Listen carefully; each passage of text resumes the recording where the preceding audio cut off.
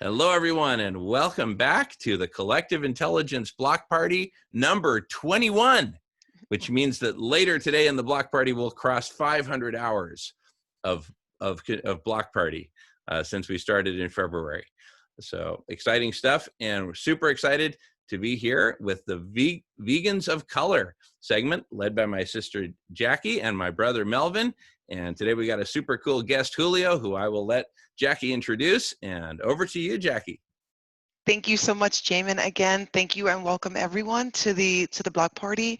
I really want to show appreciation and gratitude for this space that, again, I consider a sacred space where we come together to have real conversations that a lot of time are very delicate conversations, but are necessary for our goal of creating a whole and complete and healed and regenerative earth. As a woman of color, as a vegan, I thought it was very important that we address the social unrest that's going on and give a voice, an honest, unapologetic voice from our perspective of what is going on. And I know Julio for, I don't know, about a couple of years now, and he's a dynamic speaker. We've been on panels together, and it just made complete sense that he come and bring his wisdom, his personal journey and experience, and his perspective of what's going on. So I would just like, he does a good job telling about himself. So I would just like to give him the floor and invite him to share his journey of transformation, to reflect to all of us what the average typical person can do from the inside out, and how then we can take that journey of transformation and healing, and then we can act out into the world and create healing on the planet. So Julio, welcome. Thank you for accepting our invitation. Melvin and I are super excited to have you here. And if you could just start by sharing your journey. Well, thank you. First of all, I love you both so much, and my new friends too. So thank you all for having me here. So hi, Jackie. Hi, Melvin. Hi, everybody else. I like to start the foundation of whatever I'm going to say by always honoring those who came before me. So starting with my ancestors, and starting also with the elders who paved the way of consciousness for the path that even became my journey. So in the instance of what you may be most familiar with was my health journey specifically. With my health journey, I have to give all praise to Dr. Laila Afrika. This is actually one of the books that helped me along my health journey, which I'll articulate here shortly. It's called African Holistic Health, written by Dr. Laila Afrika. Dr. Afrika transitioned this past year. So I think it's important to have his name present in this conversation, because most of the references that I'll have when it comes to self-healing and to natural ways of consciousness transformation comes directly from that man.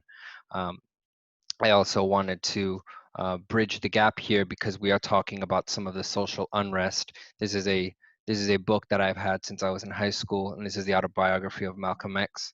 And I feel that it's very important to put this back into its proper frame of reference, which is this conversation. And so this is just an illustration of basically what I will be bridging the gap as far as my journey goes. So if anyone's familiar with these, you know what's coming. For those who aren't, I encourage you to read these books. They're very transformational. So essentially, I'll keep it as curt as possible so we can get more, to questions that you may have, Jackie. But essentially, my journey has always been very dynamic throughout my entire life. But I think for the sake of this conversation, what was very pivotal was when I had a wake-up call, which was a chronic disease that I was told by medical institutions was irreversible, and it was a situation where they would have to cut out bodily organs, and I would have to be on medication the rest of my life, and eventually have a colostomy bag. So that was my destiny, and according to the medical temple that we call science, and it was a autoimmune disease called ulcerative colitis. So I was in the extreme critical phase of ulcerative colitis. I reached out to some of the elders that I had mentioned here, along with Dr. Sebi when he was still around, and Dr. David Klein, and worked in a natural raw food regimen that allowed my body to heal itself, allowed my body to restore itself. I got out of the way and allowed my body to restore itself through raw cleaning. And I can go more into detail later if you guys want to, you know, talk about that. But I'm gonna just touch on each you know, each island of my journey. So that essentially, that physical um, manifestation of a turbulent time spiritually, you know, made itself present in the form of a disease. So that's like the unsettled vibrational nature of my physical body, and that had spiritual ramifications as well. So once I took that into account, I said, you know what? This was my body. This is the final wake up call, which was physical, but there's something deeper, and that is I have to reevaluate what my relationship is with the world around me and why I'm specifically here, and creating this filling in this symbiotic gap with my intentions from when I raise up in the morning to how I am with my family to how I am and what role I play into the community. So when I started to actually take a grasp of that, I got more involved in community affairs. I got more involved in mobilizing a brotherhood that would be able to serve the community in certain levels, and then also just shaping a set of standards for myself to actually live by, values and standards that are symbiotic with the planet, that benefit expansion and not necessarily scarcity. So there's many directions that we can basically go with there, but I just wanted to basically leave a blueprint to how the physical experience that I had became transformational into different social dynamics by the way of spirit. So I'll just leave that there. Aside from that, you know, I'm a father. I'm an artist, a producer. You know, entrepreneur as well. And you know, these are all titles we can have, but it's mostly just, you know, spirit using me to create different experiences for myself in the learning process and those around me. So that's my story in a nutshell. Julio, can you share with us why you're very passionate about the work of Dr. Laila Africa, and why you think that is crucial that people of color um, move toward a vegan lifestyle?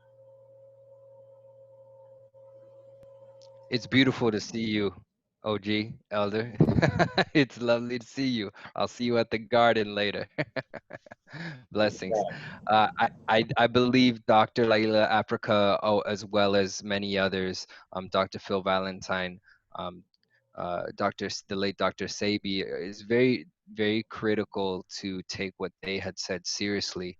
Um, what just to put it out there, because everything they said is now marketed all across, you know, all the natural healings and books that you see in Barnes and Noble. But these gentlemen have been speaking on this, you know, back 30, 40 years ago, when they were just like looked at as the loon on the corner. But what they were doing was going into the archives of our ancestors of antiquity and putting together tapes, VHS tapes and books. And that's how I actually came across the materials originally. Is when I was in New York. I was up in Harlem, and you would have these brothers who would be on the street, and they would just be given street knowledge as far as herbal medicine, as far as um, transcendental meditation and different things that were exactly what I said. They were symbiotic with nature, reminding you that we are part of nature as carbon-based people, as melanated people. We are interwoven with that which is nature. Whereas in this society, which I call a Babylonian society, is very easy to create a distinction between what our human experience is and then the natural world. Everything from our marketing and everything that we consume is kind of pushed on that angle. Whereas the work of Dr. Laila Africa, as you asked, Elder, is a complement. I'll borrow this word from you. It is a complementary relationship with the universe and the planet. This is everything that he speaks about. He talks about all of the minerals that are within the body and how we can find that symbiotic balance within nature, and how our the even the molecular structure of our blood, our hemoglobin, is an exact replication of the molecular structure of chlorophyll, which you find in your leafy greens. So the codes are already written in nature. These gentlemen just had the insight and the foresight to be able to articulate it to our people for the past, 40 years. Now there's a raising consciousness, so you have a lot more of our people who are becoming hip to it. But I remember back even 15 years ago where I was looked as crazy for even considering some of these kinds of this lifestyle, right? This natural lifestyle. Oh, you want to go back to the bush? Oh, you want to go to Africa? Oh, you want to go? It's just like no, Africa is within us, right? So it's about having that self realization, and these these elders have articulated it for us. So it's important to go back to the archives and do that. So as people of color, it's important to embrace a plant-based, earth-based lifestyle, as I'd like to say it. I make that distinction between vegan because personally, I believe that vegan as a more of a political term. It's not necessarily addressing the relationship between the natural world and the human vessel. So I'd say that a earth-based model of eating is more of a representative of the symbiotic relationship that you have, where you're looking to complement your energy reservoirs versus necessarily just feed an appetite, right? To satiate your taste buds.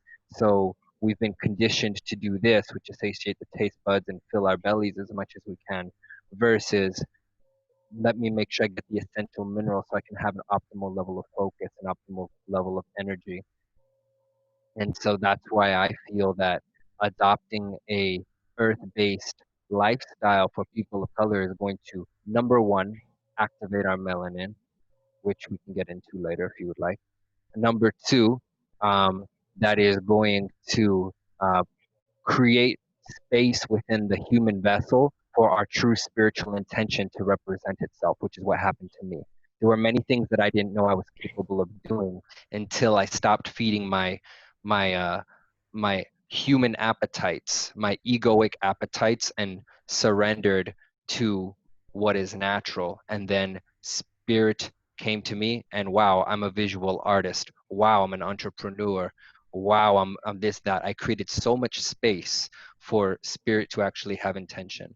So those are the two reasons for me that I believe as carbon-based people we should adopt an earth-based model, because I'll add one more, if I may, Elder, is the trauma. So we have a lot of trauma as a people as well that's been passed down. And if we're continuing to consume animals who go through traumatic situations and murders at the hands of people who don't care anything about them, right? And those people must be traumatized themselves as well. You're ingesting that trauma within your body as well. You're doing an energy transfer, and you're perpetuating that trauma that we've already inherited through the transatlantic slave trade and through everything else that we've gone through and been brutalized on this planet.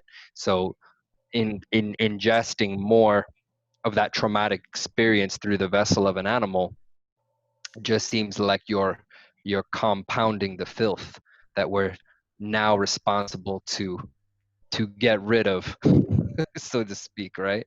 I'd say those are my three reasons why carbon-based people we should be on a plant-based, earth-based diet, and those were my points of references as far as the elders who brought that wisdom. That would be Dr. Laila Africa, Dr. Sebi, and Dr. Phil Valentine. Thank you. No, thank you.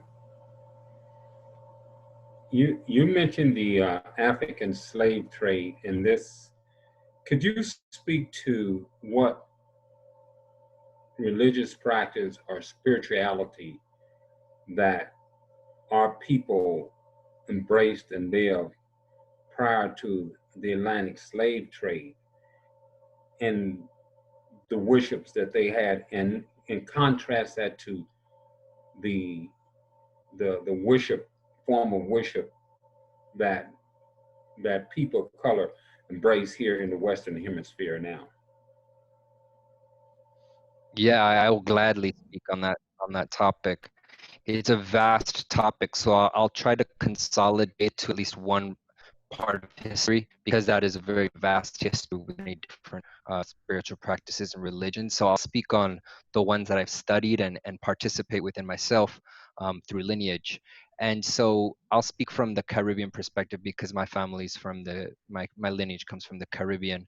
The Caribbean has a very distinctive um, history in comparison to what's happened in the northern continental lands of the United States of America, because the Caribbean was settled first, so it was kind of ground zero, testing ground for the colonists. My family's from the island of Quisqueya, otherwise known as Haiti in the Dominican Republic. It was the first piece of land that Christopher Columbus landed on the voyage, the initial voyage, right? So very interesting. We can even start from that voyage specifically. The man Christopher Columbus had a navigator of that boat. The navigator of that boat was actually a Moor. He was Moorish. So right there, you already have two religious ideologies. You have an Islamic Moor black man from North Africa who is actually navigating the ship of Christopher Columbus and led him to the New World. And then you have Christopher Columbus that was using a religion as an imperialistic utility to basically claim land by way of the Queen. When they came, there were already the civilizations on this part of the planet. So you have a spiritualist perspective of the Taino and Arawak Indians. Specifically, fast forwarding to what you're referencing, Elder, you had the majority of what we would call the Yoruba from West Africa, and then you would have a series of Bantu religions from Benin, Congo, that would come to the Caribbean as well, which would later be known as forms of Palomonte, Palomayombe, and things by this name. And then with the Yoruba religions, you would have what you call Ifa. Later, they will call this Santeria, also manifests itself in the form of Voodoo in Haiti. And these were, I should say, are spiritual practices. I retract that. It's a spiritual technology. Okay, so I'm going to remove any spookism from it, and I'm going to speak to this exactly as what it is. And it is very intricate spiritual technology that has been reserved through oral tradition and ceremony and ritual in order to always remind the human on a day-to-day basis of their symbiotic bond with the different elements and forces of nature and the universe. This is what you see in the rituals in Haiti, where then the media will see them and portray them as savages, even though this was the nation, the only nation that successfully revolted against the European and bankrupted the French Empire at that time. The French had to send 3 fleets to my island in order to attempt to defuse the revolution. The Spanish then came, as well as the English, and the Haitians defeated them every single time. And so now we see how Haiti is treated to this day for this. They've been punished repeatedly for that by the New World for this reason. This also leads later to the reason behind the Louisiana Purchase. So the Louisiana Purchase actually transpired for the French to be able to recoup some of the money that was lost from having to fight off Haiti.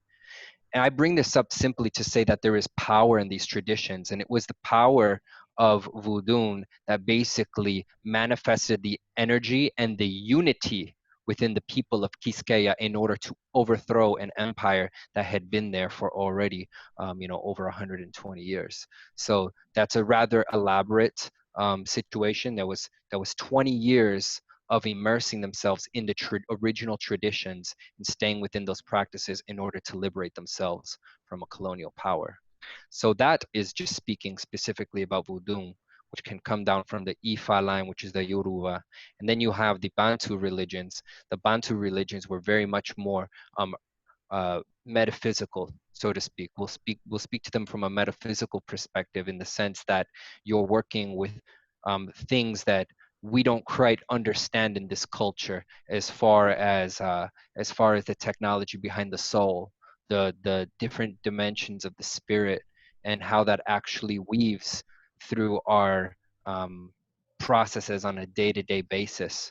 So they may see they'll see it as a spiritual possession, but really you're getting a download, right? There was a download that was a cosmic download that was happening at that point, and there's specific protocols to how you process that download, right? So these are all spiritual technologies that have been passed down through oral tradition, through the covenants, through the different houses in order to maintain that.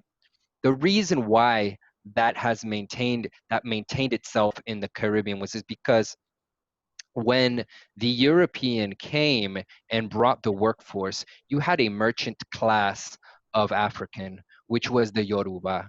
The Yoruba was a merchant class. They were bartering a lot with the European, actually, all the way towards coming to the New World, to the point of even negotiating some of their positions. And then you had the brute force, the working class, which was more the Bantu peoples, because this was a warrior class of people, right? So the European at this point in history allowed the African in the Caribbean to hold on to remnants of their spiritual practices, meaning they kept their original language. We still speak Yoruba in the Caribbean. We still speak the Bantu languages in the Caribbean. And there's even some Fulani that's still spoken in the Caribbean to this day. They allowed the languages to stay. They allowed the religions to stay. They allowed the frequency of the drums to stay in the Caribbean.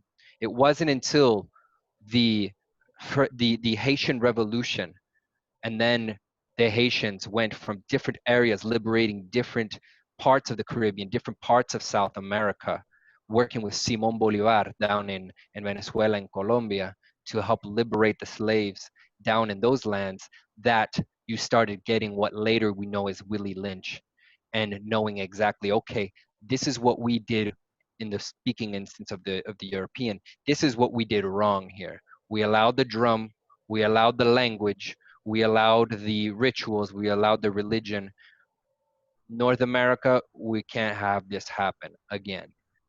So this is why our northern brothers and sisters, our northern family, our extended family in the continental United States, had a different system that was imposed upon them, where it was the language was stripped initially, and the families were divided, the cultures were divided. So you had different cultures, as I mentioned, those were divided in the United States. And to the point where the names were removed, so none of the original names, maintained within the culture. It was a complete strip of the psyche, complete strip of spiritual identity. And what did we do? What did they do specifically at this point? It was removing the that symbiotic bond that our ancestors had been perpetuating for thousands of years.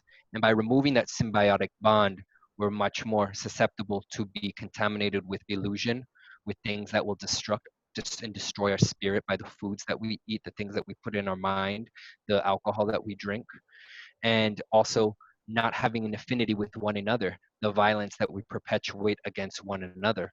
All of these are a result of that stripping of that identity, eviscerating the family unit, because we were families. We were nuclear families. We were the man, the woman, the children, the culture, the language, the religion, the sound. It was all encompassing. This was completely eviscerated intentionally and documented. This is not just myself hypothesizing.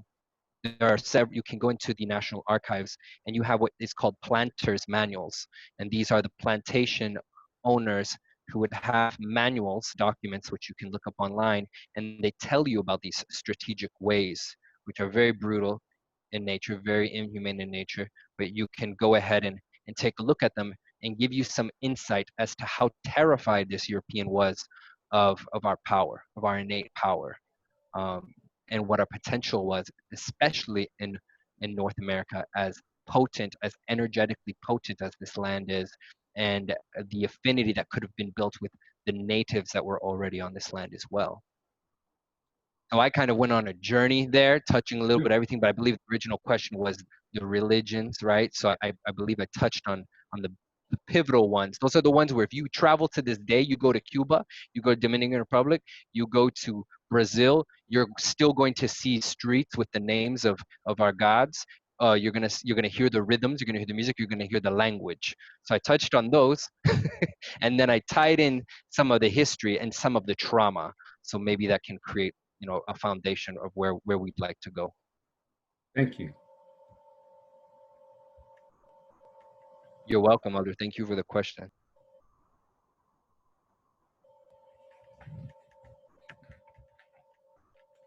Do you have another question, Melvin? Yeah, and that segues right into my next question is what are your thoughts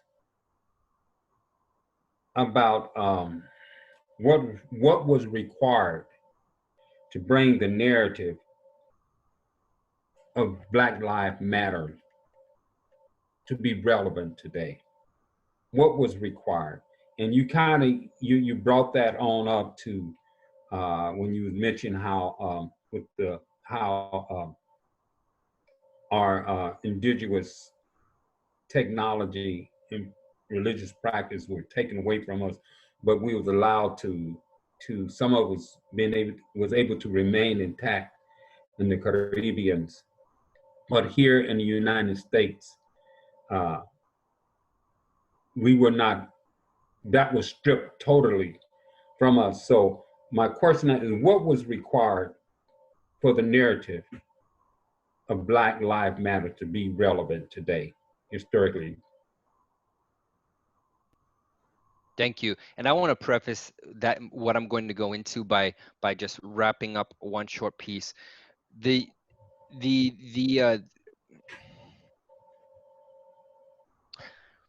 The articulation and practice of the technology was stripped from a from a superficial perspective, but the spirit was never removed from our people on this land in the United States of America. And the reason I say this is because being someone who's raised in the United States predominantly and then going into the Caribbean, seeing the parallels is just beautiful, to see the parallels within our people, regardless of the language being taken, everything being taken.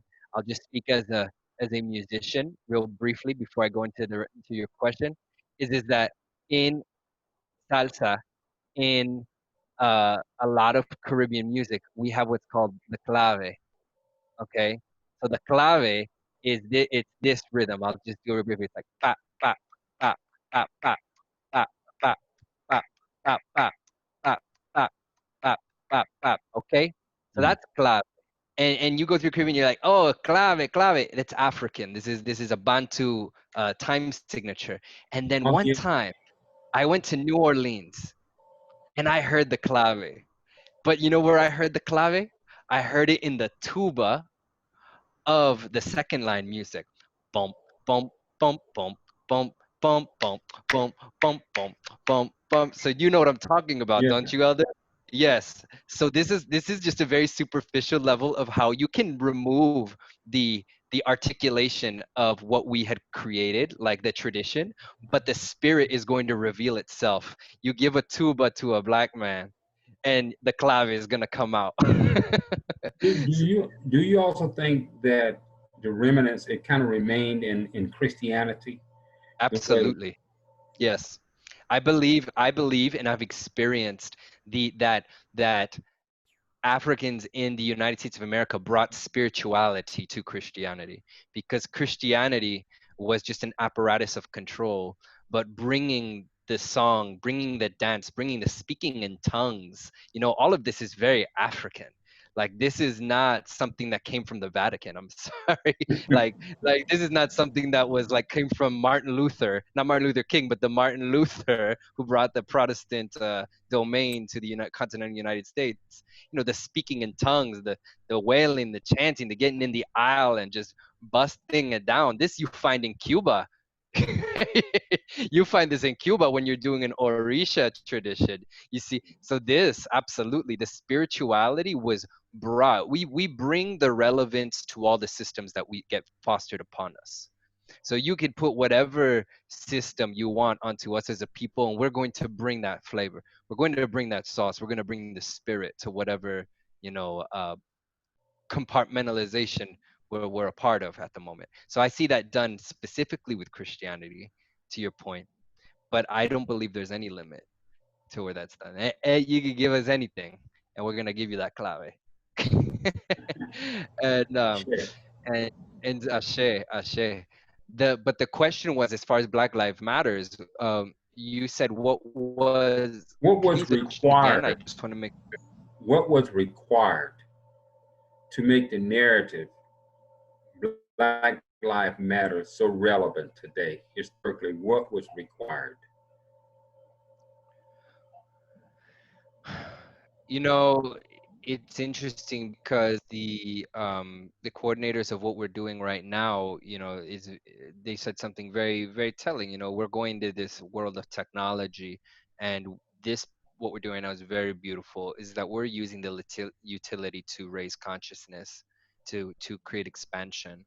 You know, before and I say that because with your question, it's essentially the same situation. The same thing has been happening and it hasn't changed.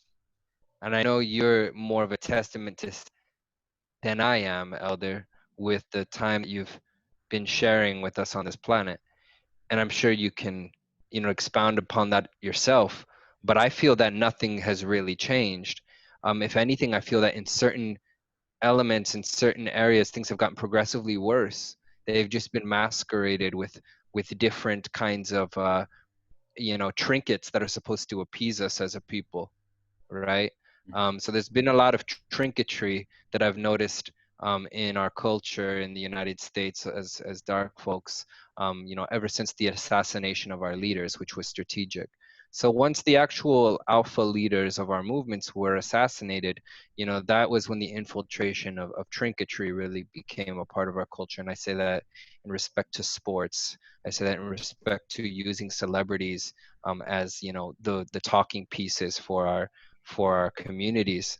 But it's very interesting because this was a strategic move to create our destruction, but it became kind of a curveball because now, you know, to answer your question directly, it was that very apparatus that was used to kind of divide us and create kind of like a consumeristic, you know, cannibalization of our spirit, but that's what was required, which was the technological aspect married with the instant gratification of a tweet or a Facebook post or an Instagram.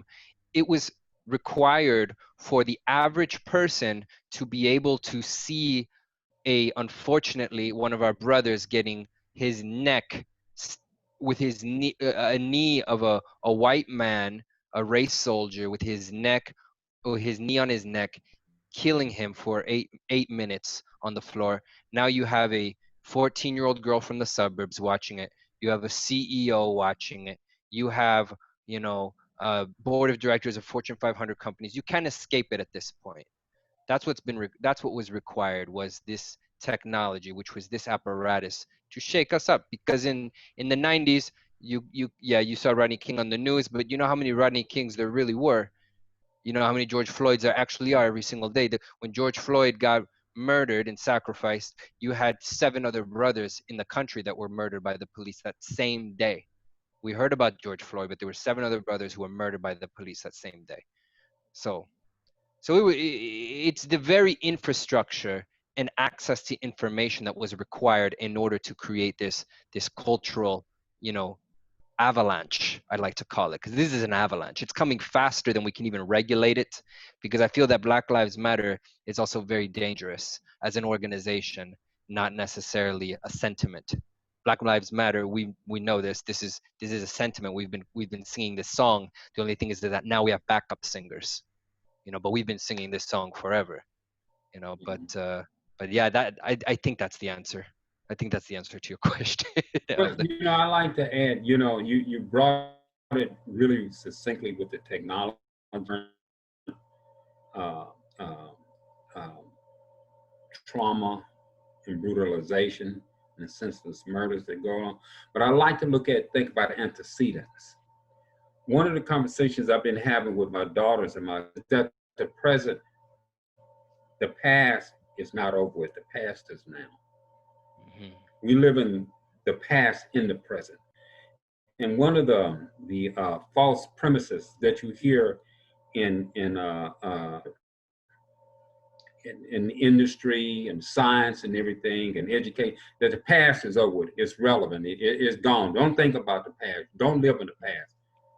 The truth is that we are living in the past right now. What happened to George was the antecedent that started with the Atlantic slave trade. I mean, so that's not the past. It's not over with. We're here right now, in the present right now because of the past, talking about these issues of social injustice that really has antecedents with George Washington, those cats, and Thomas Jefferson with the framing of the Constitution. So the past is right now. So what was required for Black Lives Matter to be relevant? It's a whole lot of trauma, a whole lot of brutality, a lot of suffering, not only from Black people. This is one thing I've come to understand, is that white supremacy is trauma for white people too, but they don't know it because Facts. they feel they are on the benefactors of it. But that's trauma to walk around pounding your chest all day that that you Oh, are yeah. is a supreme being, Mhm. and it's also trauma to destroy life, and then you destroy the life, and what destroyers of life do, they come up with stories to justify why they destroyed the life because it's so traumatic even to them. To rationalize it, they'll come up with these stories to rationalize, to mitigate their psychological trauma for the brutality that they have inflicted upon other human beings. So what was required? When we start peeling back that onion, you start peeling back history and looking at it, what was required for Black Lives Matter to be relevant today is a very tragic story, a very painful one, that has brought America to a critical junction right now, where like you said, the CEOs, people in the suburb that never thought that they would utter the word Black Lives Matter, and they And don't really there's a realize sense that of it wasn't. accountability now too. Yeah, it wasn't that George Floyd. It was some antecedents that got to George Floyd. What was required for this narrative to become relevant today? And I think that's a question that we should ask ourselves. It's a very critical and creative, profound question that we can, what was required for ourselves, because we will begin to understand American history. And then when we can understand what was required, we can start fixing things. Because it was a system of systemic oppression that started with the founding of this country. And it's continuing today. The past is not over with. The past is never over with. I was telling my grandson, even if you take a motor, one of these big airplane motors, that motor had an antecedent. And that motor is exactly function just the same way as that antecedent. You just added on to it. So even these big airplanes that's flying, the past is in that airplane. The past is in us. And what we're trying to do is evolve, I think. We're trying to evolve, so that we don't continue to create the mistakes of the past. Ashe. Yes, Ashe. Melissa. Yes, Melissa. Well, I love you guys, and your voices are so beautiful. And Julio, you are such a profound speaker, and I just want to thank you for everything you're sharing. Um, Listening to what you're talking about, Melvin, in terms of this trauma, these patterns that are kind of in us. I equate it to like paper, and paper has a memory. So if you take a sheet of paper and you fold it up, right, in different patterns, you can unfold it, right, and get back to a single sheet of paper, but you can never get rid of those fold lines. They're always there. But what we can do is we can fold the paper back into a new form now.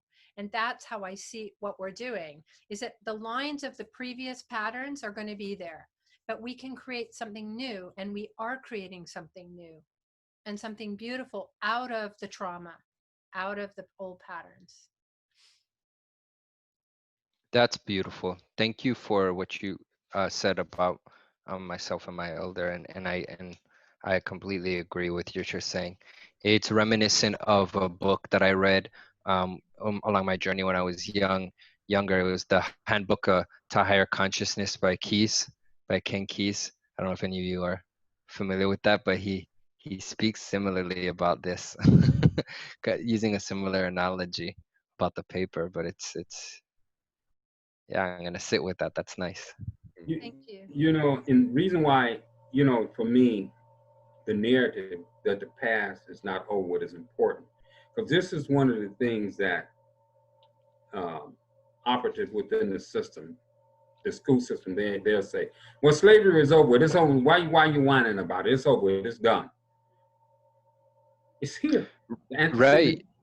You know, so And that's why we got to say, no, it's not over with. We live in we looking at yes, the and segregation, looking at the and inequality. that's why I love my elder. That's why I love Melvin, because you see, this is exactly what I'm talking about.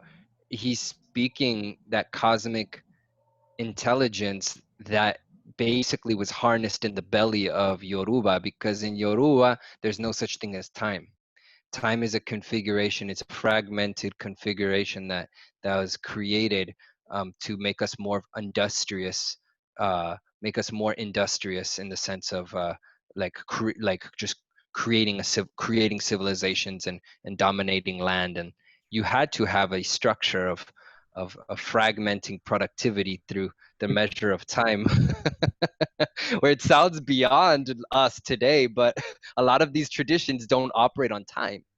They don't operate on time. They operate on many different principles, and the principles fluctuate depending on what's casted.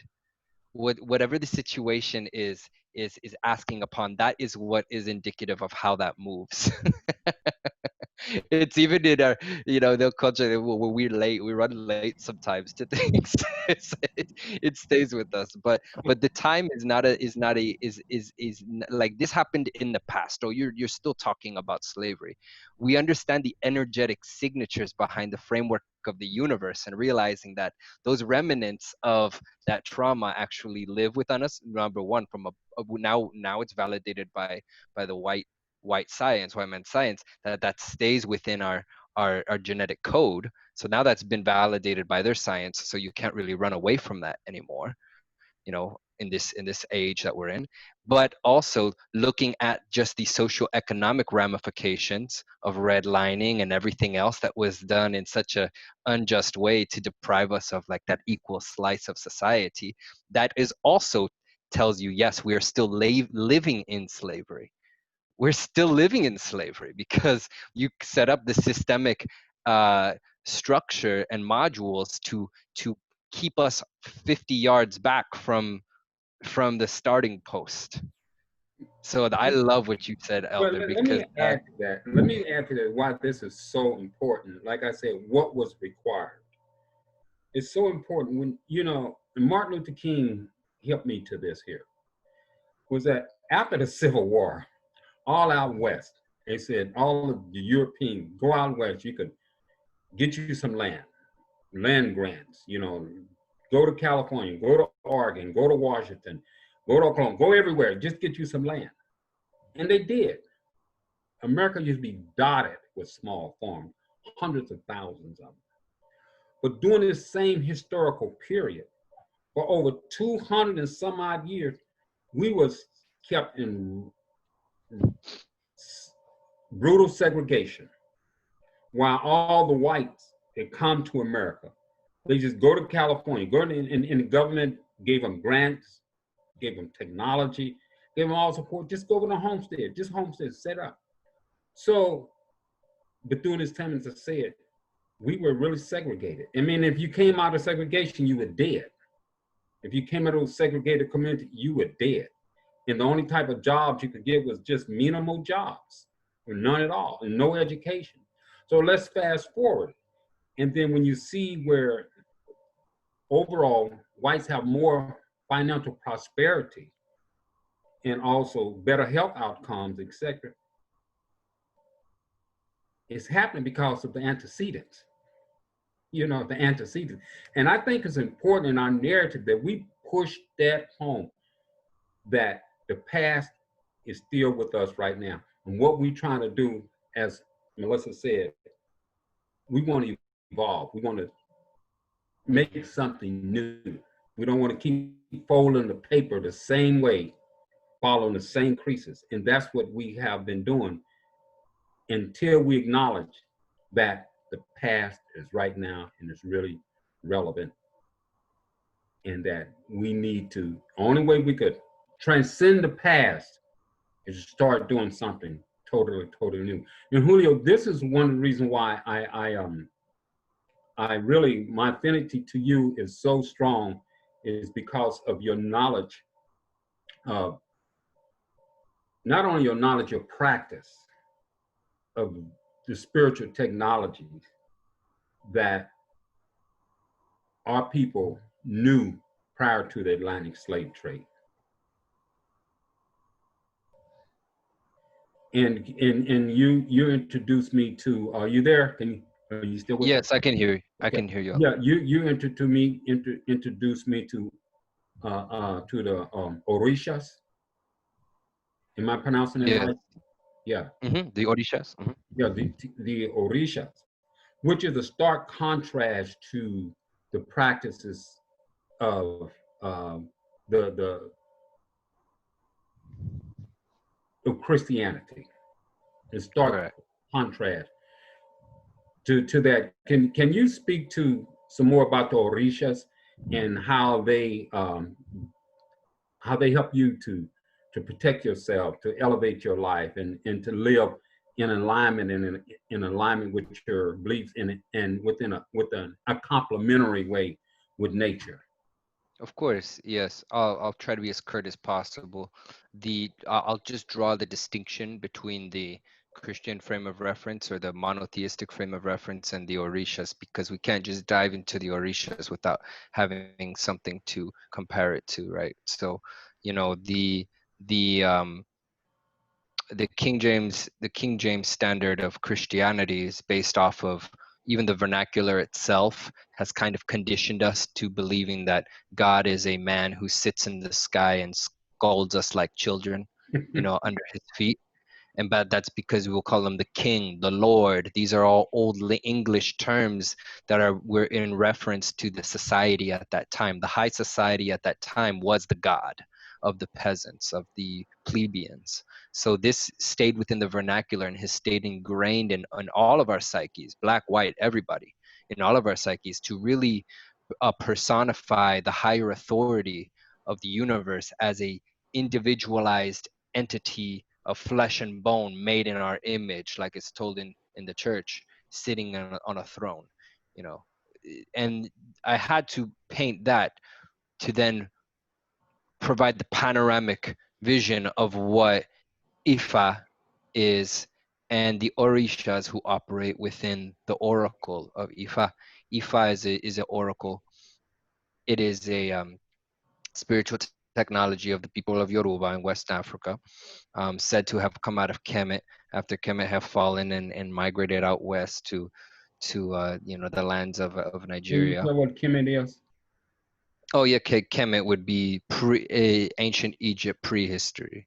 So you have the Orishas, the orishas are basically personifications of different subsets of the universe.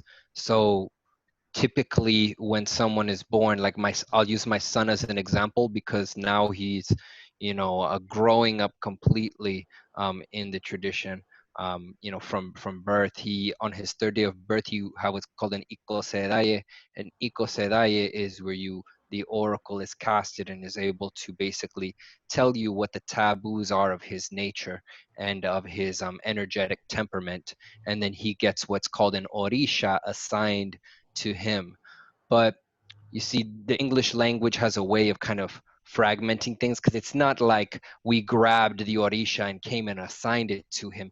It was the etherical bond that his spirit already has with the natural world, meaning that he's a little bit more hot-tempered. He's more inclined to colder foods versus hotter foods to balance out his chi in his body. So there's many of these things that then correspond to a particular, what the Yoruba call an orisha. Ori is the first word, means the compound word means consciousness, and sha is the being, so like the being of that consciousness. So you'll have different personifications, and they assign tales and stories to these orishas. So his would be, my son's would be Shango. Shango is the orisha, or the god of lightning and fire and rhythm and dance, but also anger and rage and heat and these kinds of things. This is that part, those meridians within his body are highly ignited by what the Yoruba would say Shango. So when you would see when a Yoruba man would see my son, he would already know. He's like, es un chango. And because they're already spiritually refined on that technology for hundreds of thousands of years. There's over 700 orishas. So it's not like there's just 5. There's like 7 that are very popular in the Caribbean, but there's over like 700 of them, but each of them correspond with different elements of nature or the universe or the human psyche or our biology. So you orishas come up in readings at times when there is an imbalance in one's life. If there's a particular imbalance in one's life, whether it's a relationship or a health issue, typically an orisha will appear, right, like like Moses and the fiery bush.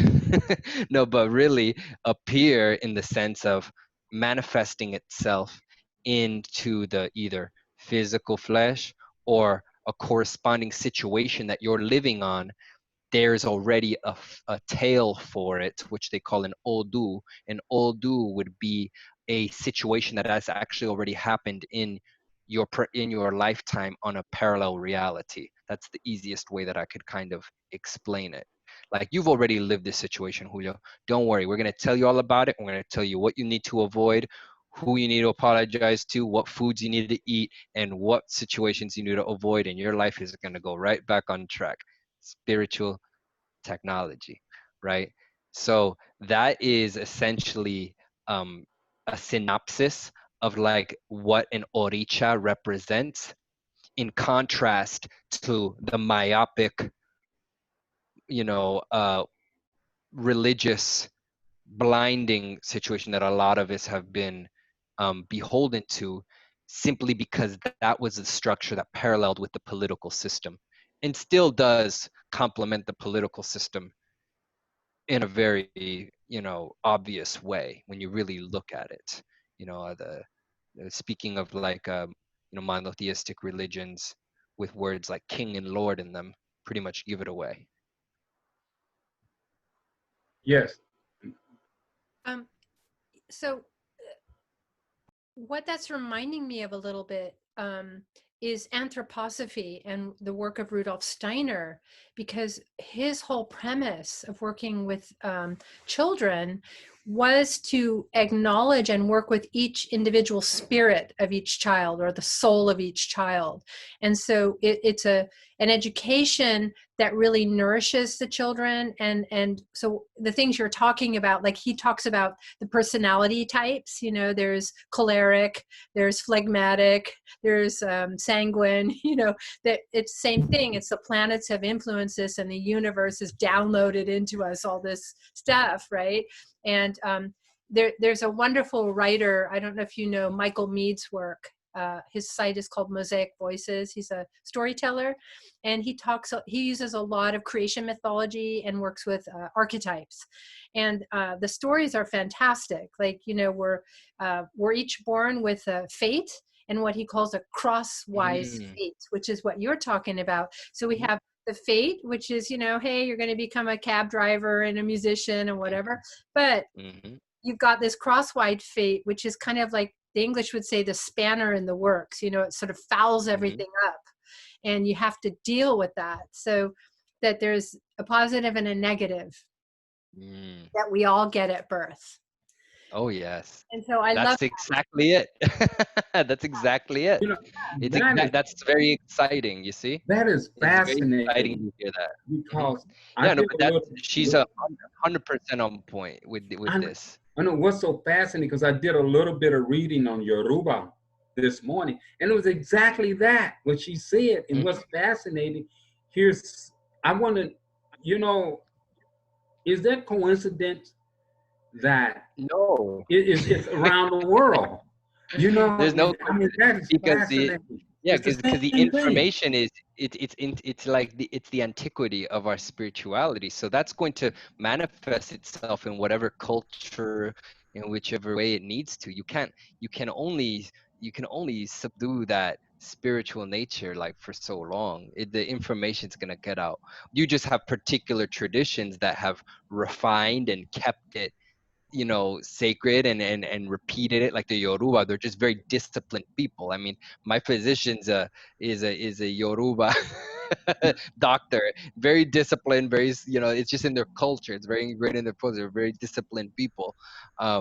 And but it's just incredible to hear. It's incredible to hear her say this, really, because every child, instead of just having one religion for all people, Ifa is like each individual has their own religion, you know, and this is exactly what she's talking about. Each child is going to have their own religion. There's not just one religion that masquerades, you know, the entire society. You know, you have a you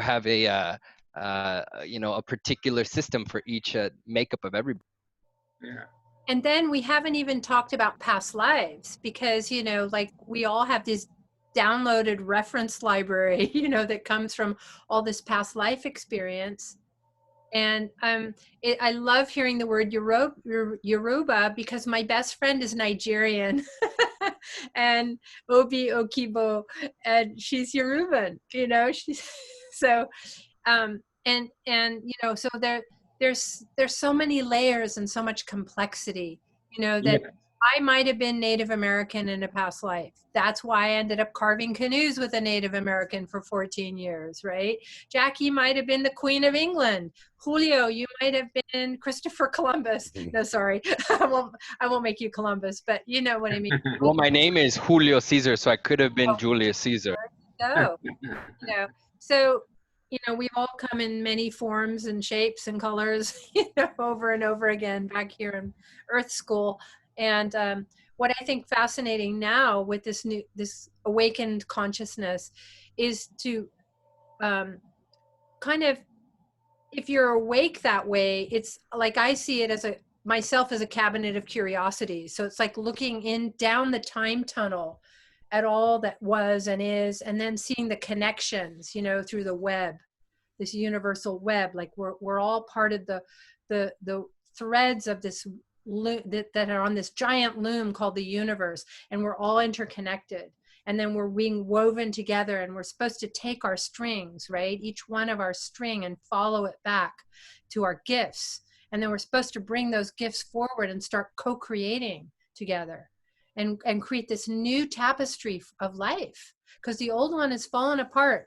The big dog got hold of it and it's shredded it and torn it apart, and you know, Mother Creation is saying, weave children together, weave this new beautiful tapestry together, the new tree of life.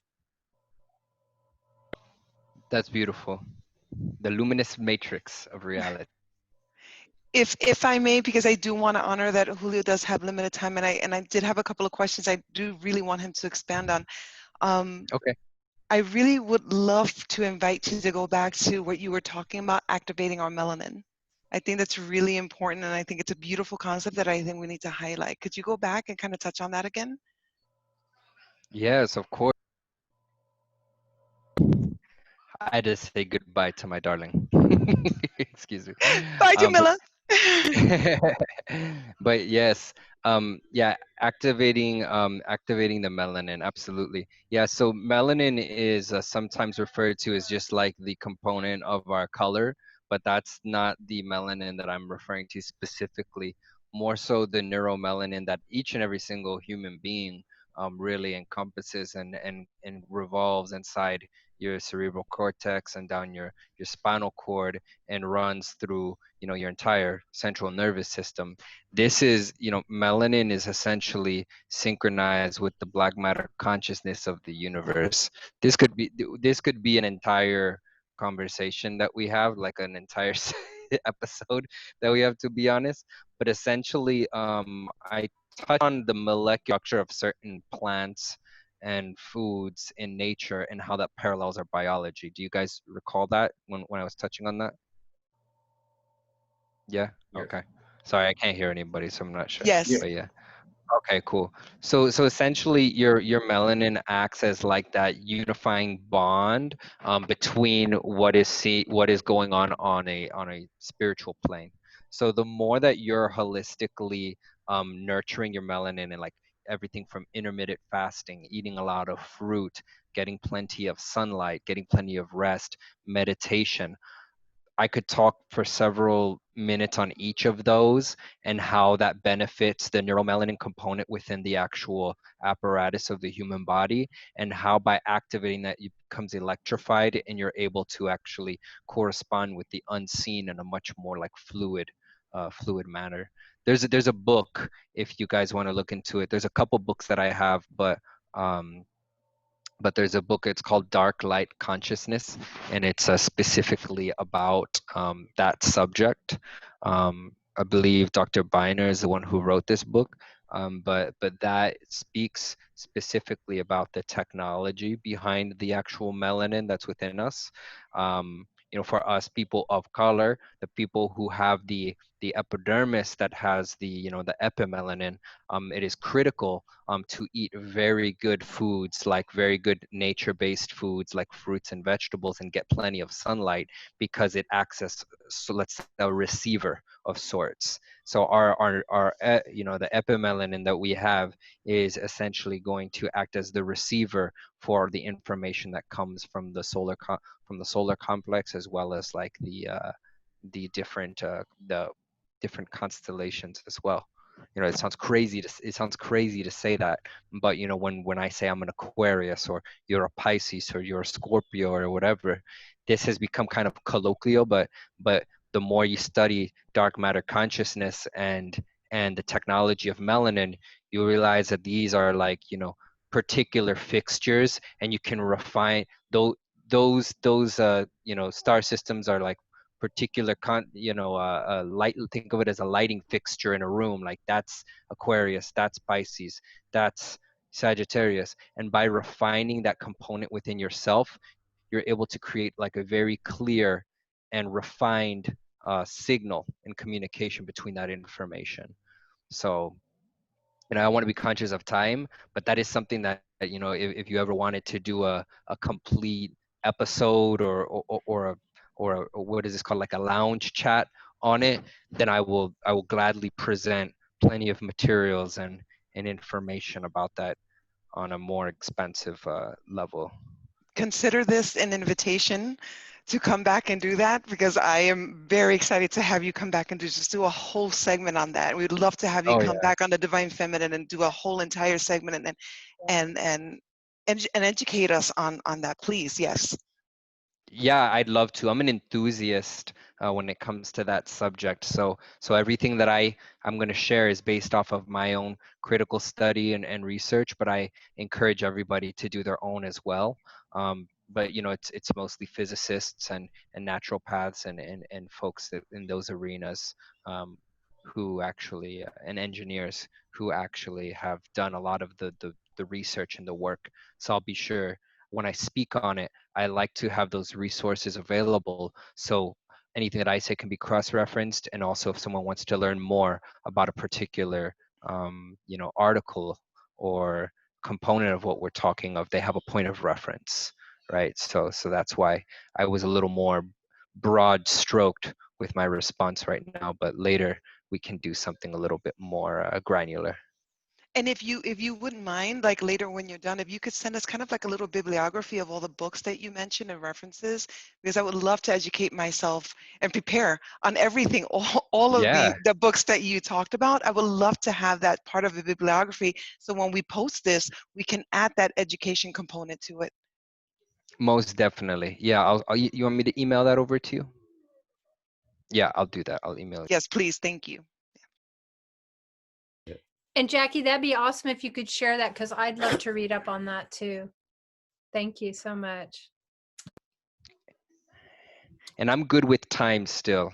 So I arrange my situation. So if you guys want to continue the flow, we can Sure. Yeah, ride yeah, that way. please. I know you got to go, but I just to be brief, I would just like you to touch up on people of color. Uh, how should we reflect to the national events like the July and Thanksgiving? How do you think we should reflect upon those? That's a good question because I do something very particular, but you know, it may be extreme for different people. But I like to make cultural adjustments to a lot of national holidays. For example, a cultural adjustment that I make for any holiday where you're supposed to reward yourself with gifts, like you know, a Christmas or anything like that. Like my son, you know, he's going to be conditioned to partake in the energy of the festivities, but not necessarily follow through with the ritual. Meaning, okay, you're going to wake up and you're going to have a bunch of gifts that are for you. And this is perpetuating that like consumerist individualistic culture. Instead, what we've been doing even before he was born is that we'll usually go to a shelter and feed people, or we will when he's getting older because he's only 2, but have him pick out gifts that he actually is really proud of and then go present it to several different children who don't have the opportunity to have somebody give them gifts in the morning.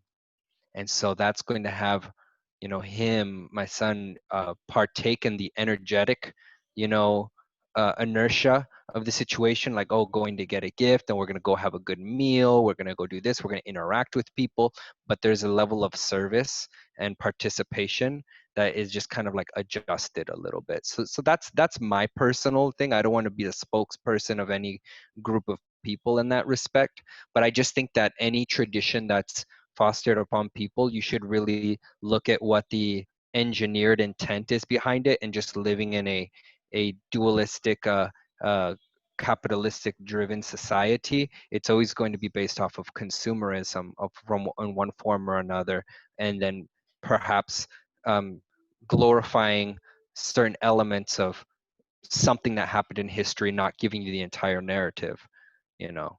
So Thanksgiving, you know, about apparently some, you know, Native Americans and Europeans who sat together and decided they were going to live side by side in society. We know that's not how it went, right? But that's what I learned in primary school through pictures and stuff like that. So, you know, I think everybody is required to do their due diligence as far as it's like where they're first I'm gonna make it very simple because that question that you ask can apply to many different scenarios.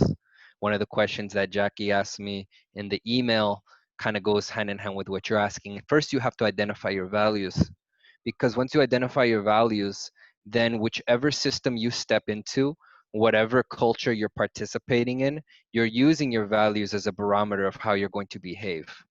And this is culturally African. This is culturally us, right? Because if you have a set of values that you don't compromise, then you can still participate, but you're tactfully refining, the way that you operate within said system, you know. So that's how I would respond to what you said, Elder, just by reflecting on like how I operate in these times of year. But that can apply to any situation, really. Ashe. Ashe. I'd also like to invite Julio to speak on your perspective of what do you think is necessary for us, first of all, us as people of color, specifically vegans of color that have made these connections and have taken that step to create a different environment within our bodies to raise our consciousness. What is our responsibility to bring cohesiveness within humanity? What do you think we need to do for ourselves first? And then how do we then actualize that into our communities, into our families, to address this unrest, to take us to a new level, to raise consciousness for humanity in this time? Mhm. That's a very very excellent question, and I can't give like one myopic answer for it because there's so many dimensions in which we can like answer that question, because I immediately resort to the masculine and feminine principle of that question. Because there's a masculine element, there's a female component, energetically speaking, right? That to be taken into consideration before even approaching that question, because I believe that we're traumatized people, especially with what we've gone through, and a lot of what I'm seeing now just happening in the world is a lot of erratic emotion that can be harvested and pivoted to work in whichever way that the puppet masters want it to be, right? So a lot of inner work is going to continuing to be like our responsibility. So you know um, personally I have like a regimen which would be like meditation, physical conditioning, and self-defense, and that's just on the third dimensional level. And then also immersing ourselves in nature, and that could be in the form of garden, natural based, earth based eating, excursions, things like this, because those fundamentals I think need to be taken care of before we even step into society. Because when you step into society, you can be easily manipulated and operating out of an illusion. And because your emotions are so hot, our emotions are so hot if we're not doing the inner work, and then we're reacting out of emotion, and we're turbulent, and we're just feeding the beast at that point.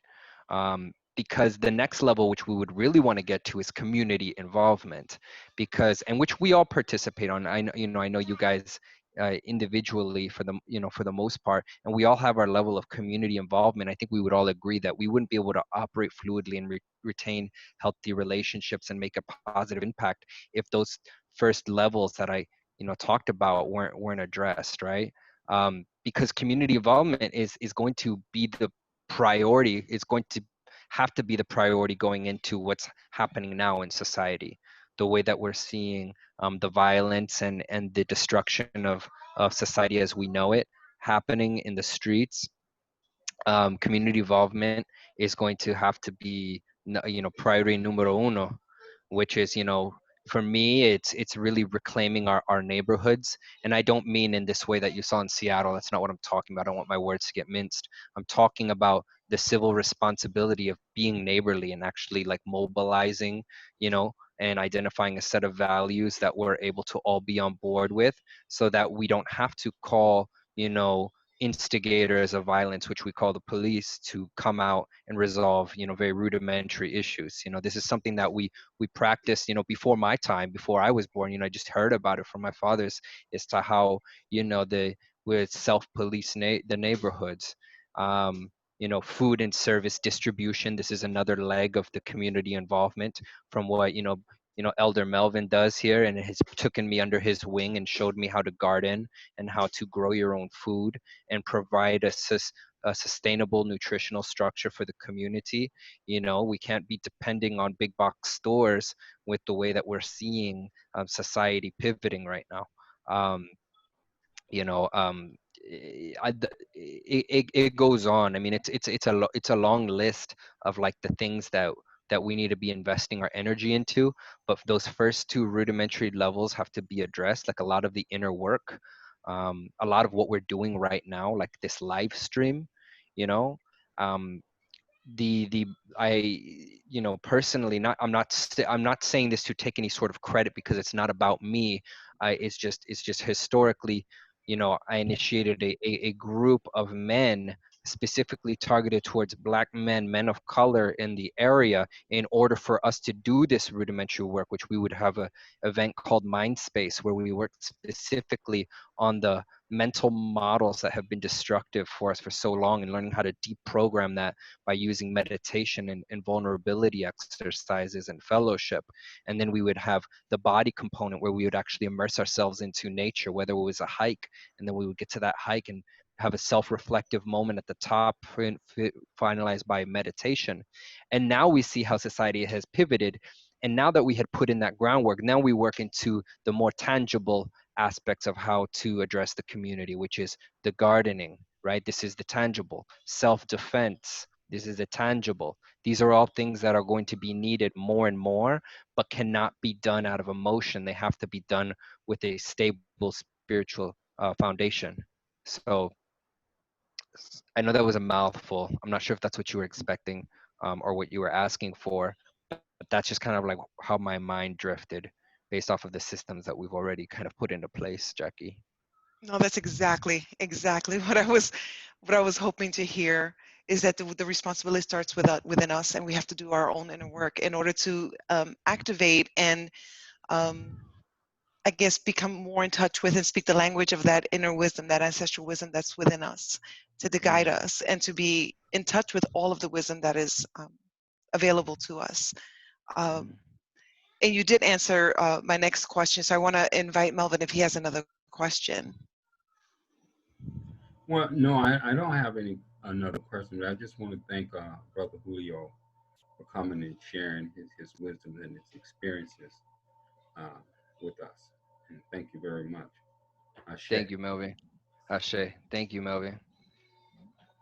Yeah, Thank you, Elder. I really want to thank Julio again. We have so much that I'm like, my gosh, if we ask more questions, we're going to be here for 3 hours. So Well, I really.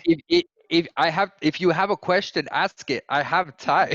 Yeah. Oh, you do? Now. Okay, Yeah, I good, have good, time good. now, so we're good. Yeah, you said 6 to 6 in the morning, so we here.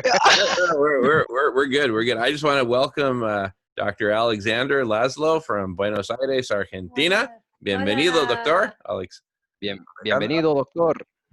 Mm-hmm. And then Jay is back. Welcome back, Jay. Yeah, we got a really beautiful group here. Back to you. And Jackie, if you don't mind, just before you ask a question, because I wanted to just come back to what Julio, you were just saying, and return back to Steiner, is that he talks a lot about how the universe unfolds into form in the Earth dimension.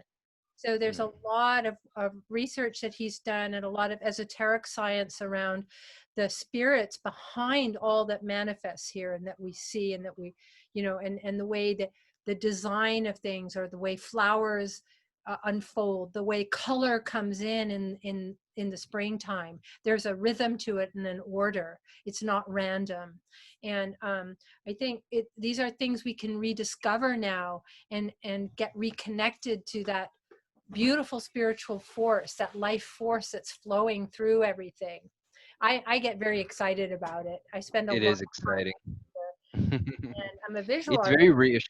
it's very reassuring, isn't it? Like when you see nature basically demonstrate that consciousness consistently, like through patterns and different parts of the world and in different manifestations, like your finger, your fingerprints, and then like the groves and like the wood, so it's it's very reassuring. You're like, yes, everything is in divine order.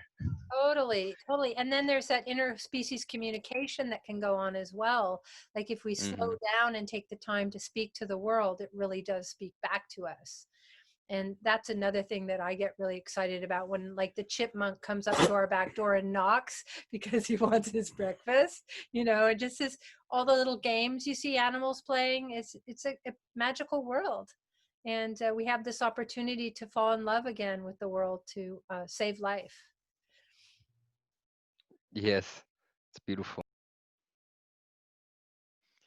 I wanted to ask, were you raised with this kind of awareness of your history? Were you raised with this kind of awareness of um, this interconnectedness with all life and nature? Or was this something that was kind of cultivated as you were on your healing journey?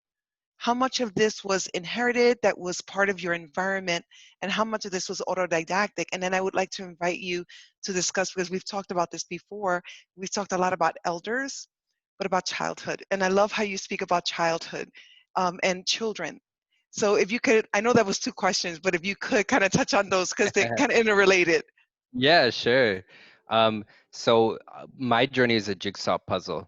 It's not as linear as I made it sound initially because, we would have been here all day if I had to give you my take. But, we have to speak linearly in regards to certain issues. But no, as far as our traditions and antiquities, I have a very particular story because my grandmother, she was like a baby from the revolution because she was from the seed of the western side of the island, which was Haiti, and she had a lot of children, my mother being one of them, and she couldn't afford to keep all of her children. So my mother was actually raised by a family, and my mother is calling right now. Look at that. Divine. Wow, you see, I'm talking about her and she Take, literally just take, called me take right now. the answer. Take it. Take it. my phone's my phone's broken. I can't answer it. If I answer, the speaker doesn't work. Uh, but the beauty of it is that my mother, she was raised by a family that wasn't her own, and her mother was raised in the bush. And my grandmother's name is Africa. It was her first name, Mora Moore. Her middle name, Sime. That was her name, Africa Mora Sime. The culture, the traditions, the spirituality sat in her bed. My mother was raised basically as a servant, we'll put it that way, for like a people who lived in another echelon of society within the capital, whereas my grandmother, she lived in the bush, she lived in the countryside. So my mother was removed from that aspect of her culture, and reconnected with it later on in her life, not into her later 20s. But a lot of these intricate spiritual dynamics are still very foreign to her because there was a generation lost based off of what I shared with you just now, as far as the family history. So it really was a jigsaw puzzle because then I have to talk to my uncles, and then I have to talk to, go back to the islands. I got all of these components basically required me following my intuition that was interwoven with my other journeys, including my health, but not limited to that, and basically realigning myself with my destiny. So no, it wasn't just handed to me from a religious standpoint up. We had remnants of it. You'd see a statue here and there. You'd hear a prayer, a chant. So there'd be remnants in the peripherals of my life, but it was never anything that was like, this is what you are.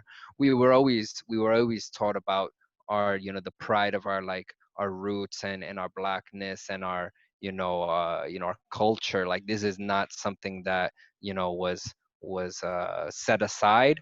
But as far as like all of the intricacies that we spent the past like hour discussing, no, this was a lot of work that I had to take upon myself in order to just educate myself, because when I get obsessed with something, I want to basically learn as much as I can about it. And there's a lot of people who are in the tradition who don't have that kind of reference either. They just follow it like religiously, like if you would go to the Catholic Church and take a piece of bread and put it in your mouth with a little wine and go about your business. There's a lot of people in the tradition who also do that as well. They may not understand the metaphysical components behind what they do, but they do participate. Me, I just kind of like took it upon myself to go a step further and really understand what it is that what's going on in our cultures. The children to me are older than us. So like my son is older than me um, in respect to wisdom and spirit, because I'm partial to reincarnation. So you know, my son, if he indeed is reincarnated in the physical form as who we were told he is, he's actually older than me in spirit. And he has a lot of wisdom to teach me, and he does every single day. And it reflects so much information and so many shadows of my own spirit to myself in very funny ways and interesting ways at times, right?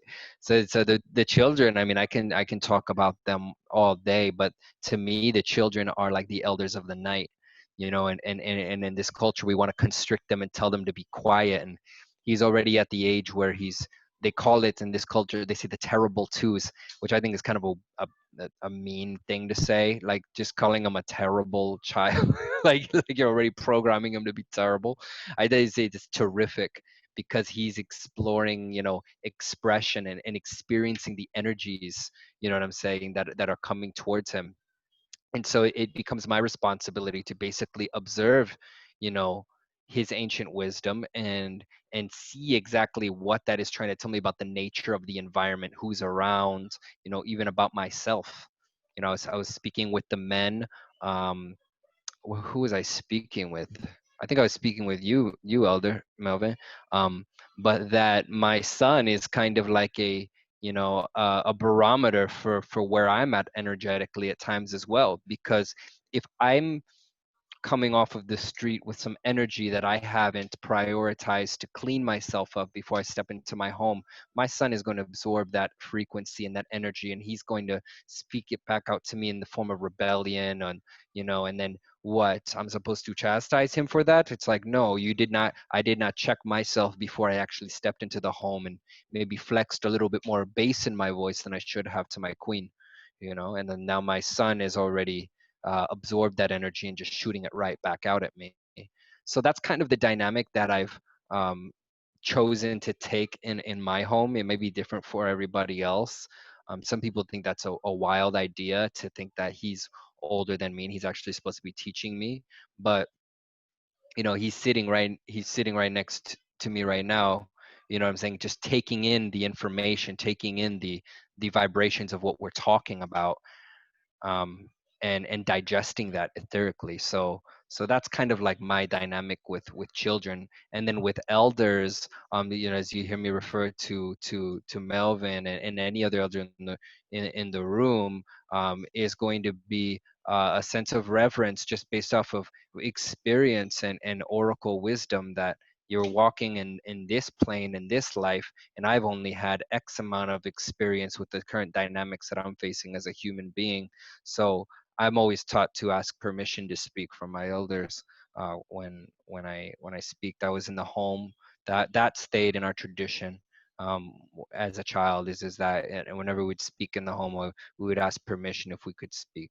So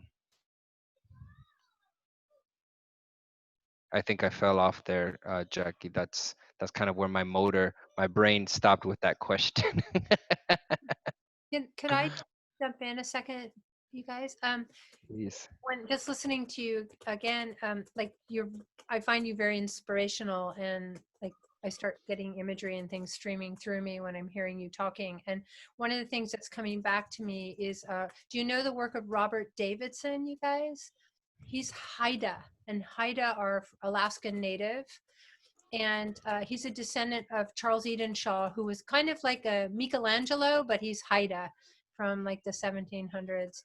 And he, like yourself, Julio, he has he was born into the Haida tribe, but in the white man's world of the Haida tribe, where the language was almost lost. Like you talked about that earlier, the traditions were lost. that he didn't know how to carve. And probably when he was 20, he started to go around the old villages and find back a remnant of poles and things that had been cut down due to Christianity, but he found fragments and he started to recreate these.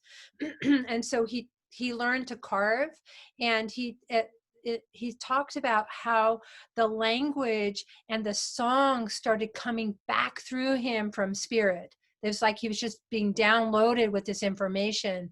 And it seems to me that you are one of these a messenger, but also a carrier, a carrier of wisdom, a carrier of tradition, a carrier of knowledge to impart back out into humanity, back out into your tribe, so that that is not lost. The fruits from that tree could be harvested again. That completely resonates with me. Thank you for sharing that with me, because that gives me a sense of reassurance that I'm not just sometimes in my own mind, just like wandering around in my own mind. So it's nice to have that point of reference. That's what it feels like. And to be honest, that's very, very touching for you to share that with me, because it feels that way. It feels that it's beyond me. It has nothing to do with me as the straw man Julio. It has everything to do with the movement and the current of what needs to be said, or what needs to be reassured in certain people. Sometimes I'll feel like I'm speaking, and I said, who took over? Because my mind will just stop working at some point. But it's exactly what a young brother needs to hear sometimes. There's a brother who was in my car, who was very fearful yesterday, and he was like, man, like, I'm just paralyzed, like, go walking through society, like they're lynching us again. They had a black man being hung in Southern California in front of a fire station, and they hung another black man from the tree in Texas, and all over the country. And this young brother who's 18 years old, he's there hunched over. He's 6'3", but he's sitting next to me in the car, and he's hunched over, super insecure. And I said, listen, God, this fear is exactly the conditioning and the programming that they're trying to infect you with, because they're well aware of your power, and that power is the reason why the fear is becoming a weapon to basically attack your psyche. Because I'm convinced that younger generation are contributing massively to the expansion of consciousness, and that immediately with these murder rituals that have been taking place, it has been calcifying, an attempt to calcify the consciousness movement that's been expanding, and then also inject fear into that generation that has been putting in a lot of energetic work. So I shared the words with him just as you're saying it, and I didn't even feel it coming out of me. Like, the words just came out, and then from that moment, he was sitting in my car, and he took his little face mask off. He put his shoulders back, and he turned the radio on, because he's a musician, and then he started doing his rhymes. He started doing his music, and he was feeling it. And then we were good. The rest, it was like a blessing just to see this young man expand again. And I said, that's the energy. Like, that's the energy that we need, not these cocooning, calcified, tortured, reflex. And I feel that that's like, that is part of, I shouldn't say I feel, I know that that's part of my destiny, is to just be that conduit for the information. I think, Jackie, if that's okay, this is such an important conversation, but what we're witnessing here on this platform is this expansion of voices of color, which is so beautiful. And today it's been so much focused on this. And I think this is just a miracle, in action. This is spirit at work right here, because every single voice that we are witnessing, we are hearing is brilliant. It's creation, at its most beautiful brilliance. And I just feel so happy and honored to be witnessing this and hearing this.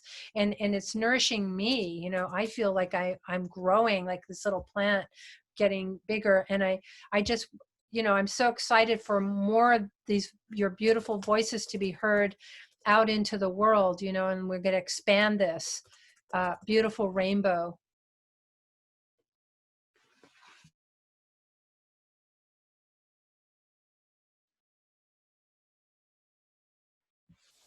Alexandra would love to say something. Yes. Thank you. Just to say thanks, and what I'm hearing, Julio. Wow, if your son is older and wiser than you, he must be awesome because He's you awesome. are a carrier of wisdom here. It's clearly resonating. Wow, and you are clearly also. I get a sense that you're kind of carrying the torch that Malidoma Somé were carrying in his Healing Wisdom of Africa, you know, and bringing this, as you said, this conduit, as he was precisely this conduit, is this conduit between, you know, autochthonous wisdom traditions from the old continent. And then he was sent, you know, to get his Cambridge education so that he could also be that conduit and share that, those messages that flow through. And I'm sensing this beautifully and powerfully in you. And one thing more about this. I read recently something that Alan Watts wrote. He wrote about how you know, in springtime it's not so much that the trees produce leaves, but that they are leaving. He put it into the verb. You know, they're leaving. It's like you can think of the whole springtime not as like the cold going away but it's springing. The world is springing. So it made me think, how is the universe humaning, and how are we humaning? How can we human well? It comes to that question for me. How do we human well? And there's so much now being written about the decolonialization of the Western mind. But to get to that from the power and the vision of the healing wisdom of Africa, for example, how do we embody this, and how do we human well? That's where I am sitting with that. And again, what the medicine that you have brought into the conversation is very enriching for me to just dwell in. So thank you. Ashe. Ashe, thank you. Is it Alexander? Alexander. It's interesting because he said a very good word, and he said autochthonous, correct? This is the name. Autochthonous Fellowship Society, AFS, is the name that we have for our collective of men. So it's very interesting that you use that word.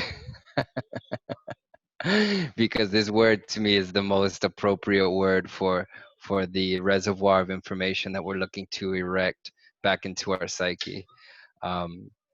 Yeah. And how do we human well? I feel when I'm most immersed in nature, especially places that have a very high vibratory frequency. For those familiar with Sedona, Arizona, if you've ever been, this place, I swear, when I hit those red rocks, I feel that instant connection. Like I'm no different than that earth at this point. There's such a nice vibe there that I realized that a lot of the in order to human well, we have to like deconstruct a lot of the barriers that we put between ourselves internally, and then that will then relate to the dynamics of communication that we have with other people. Because even before we start communicating verbally, I notice I'm pretty keen on reading people's energetic field when they exchange with me, and intent is just very, very huge. You know, it's a very big factor, and I think that's a good way to human well is that what is the intent of the communication that we're going to have? Because we erected this thing called language, right? But it's been used as a merchant kind of tool more than anything, right? So what am I going to get from you to get out of me? Present yourself and where you hail from, so then I can respect you to a certain degree. You see this happen with interactions. When I meet someone, they're just like, what do you do? And it's just like this: do you really want to know what I was doing today, or do you want to know how survive? To have a barometer of how much respect you will have for me, or do you really want to have an interesting conversation? So it's like, I tried it in the mornings when I do my meditation, is to kind of carry that with me wherever I go, because I'm working with people all day.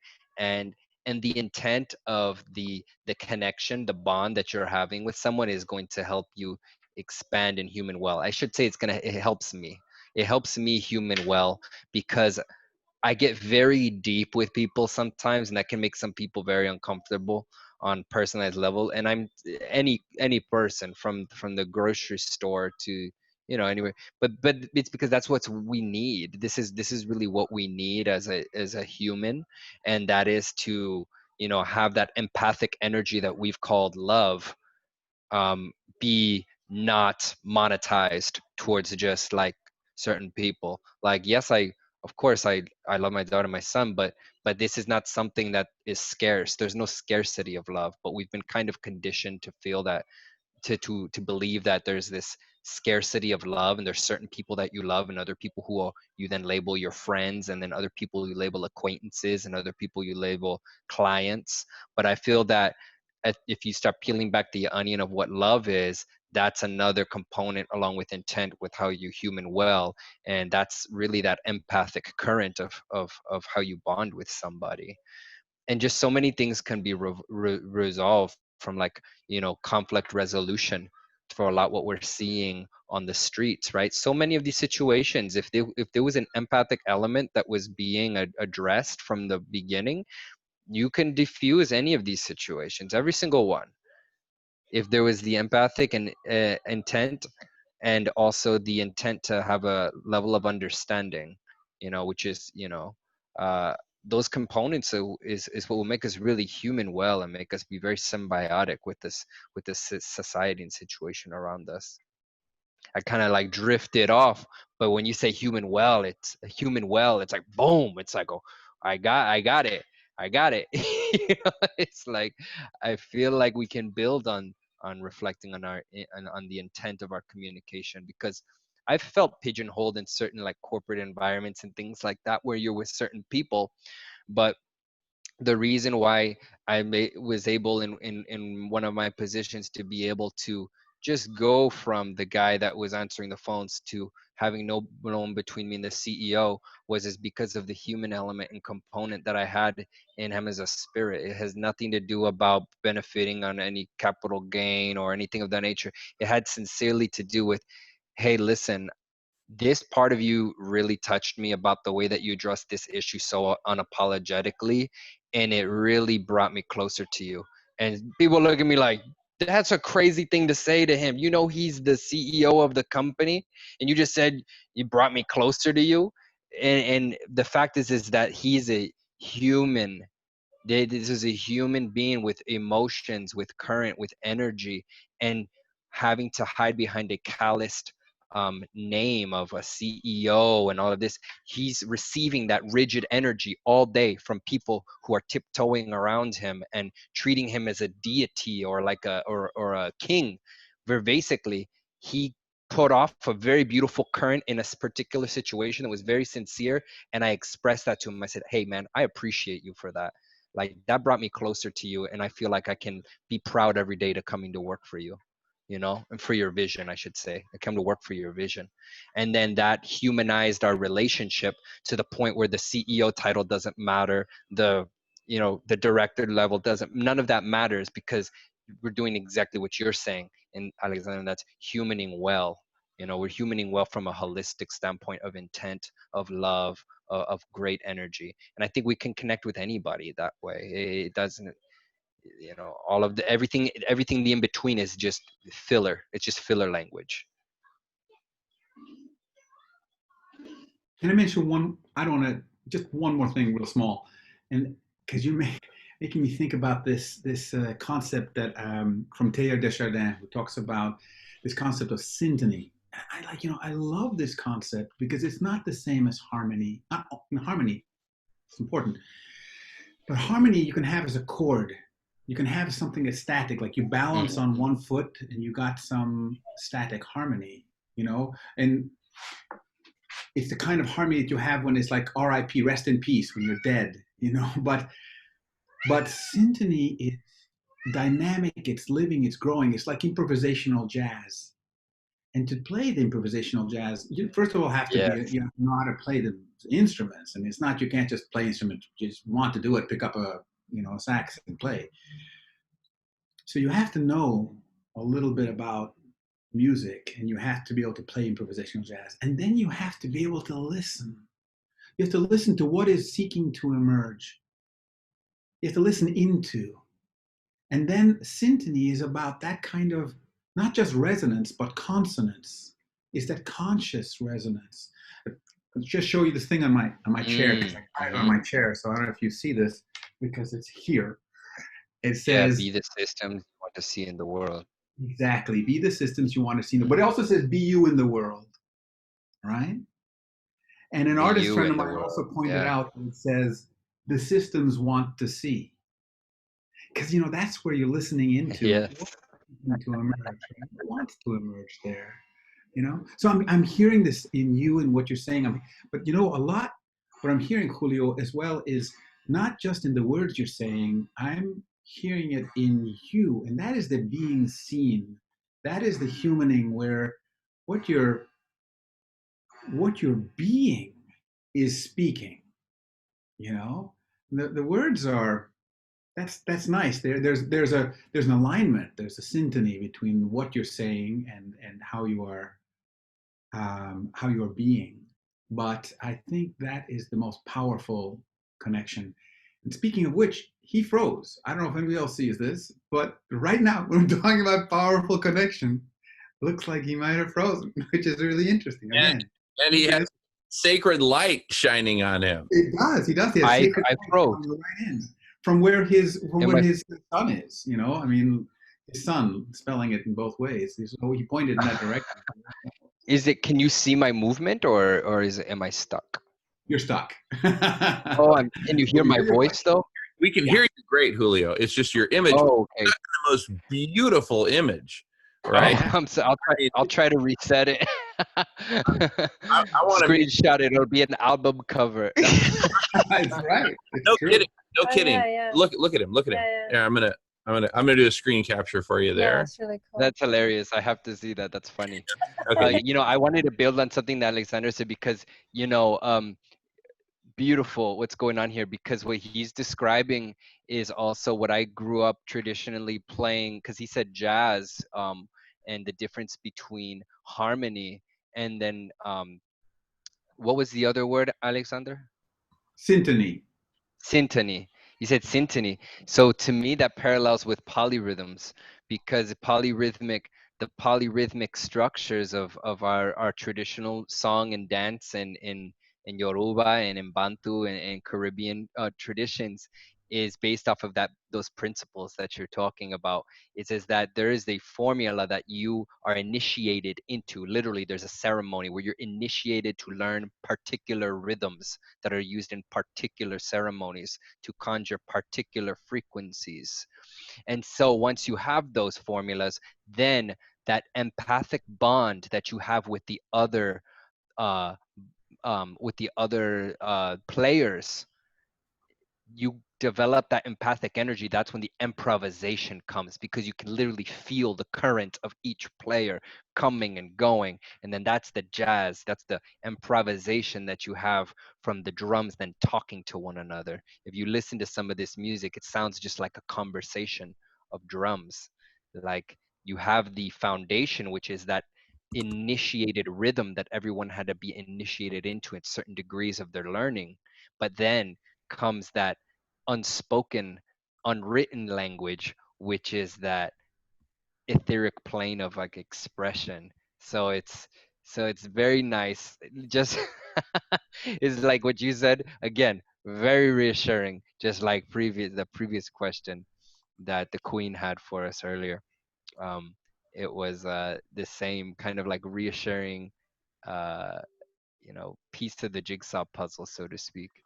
But that's precisely what goes on in our traditions. That's the music is not just something to dance to and enjoy and have some drinks over. It is actually in a process of spiritual initiation in order to learn particular rhythms. There's even particular drums that you learn to play and you're allowed to actually physically touch once you've received certain initiations of consciousness. And then those frequencies then conjure certain levels of consciousness in the participants. So there's so much beauty in this world. Alexandra, can you speak to, I really like your narrative of humaning, and it's the first time I ever heard it, and I like it. Can you speak to that and how is humaning can play out, or can the role with that in white supremacy? How do you bring that to white supremacy? Well, I'll tell you a story. One time I was on an airplane, and a man came to sit next to me. He must have been in his 70s. Yeah, I'd say in his late 70s. And he came with an airline assistant, right, to say I was sitting in his seat. So we checked our little seat stubs, and it turns out I was in the right seat, and he was confused. But I said, you want to sit by the window? It's fine with me. I have no problem. That's fine. Let's change places. And he said, no, I just want to be in the right seat. Okay, that's fine. It seemed that he was nervous about things. So I asked him a little bit I started a conversation, and he said that he was a beekeeper. He was a beekeeper. And I said, wow, that's interesting. Tell me about what does it mean you were a beekeeper? He said, well, I think it was actually when he was 5 years old. One time I thought it was earlier, but I think he was something like 4 or 5, he said, when he was in a picnic with his parents. And he was standing a little way off from them, and bees started to land on him. And soon more and more bees started to land on him. He put his arms out, and soon they were covering him, and his parents were very afraid. But they couldn't do anything because they didn't want to make a sudden motion. He just stood there, and he said he felt warm, he felt embraced, he felt held. And then the bees left all at once. And he hadn't received a single sting. He said that from that moment on, he knew he was going to be a beekeeper. I mean, he wanted to be with, didn't know beekeeper, he was 5, but he wanted to be with bees. And now he was in his 70s, and he was still a beekeeper. And we talked about the intelligence of the bees and how they lived in society and how they interacted and their interdependence. And he said to me, he said, in any ecosystem where bees are present, all the animals and plants know what the bees do and depend on the bees to do it. So I said, I wonder, what is it in any ecosystem where human beings are present that the animals and plants know that we do and depend on us to do? And so we sat there without a good answer to that, because this is, I think, Melvin, where the question of humaning comes in.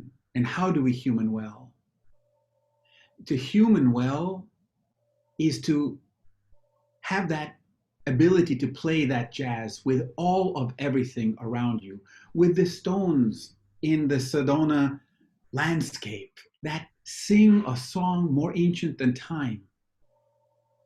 And when you can hear that song, and when you can hear that in other beings and other human beings, and know that each song is its own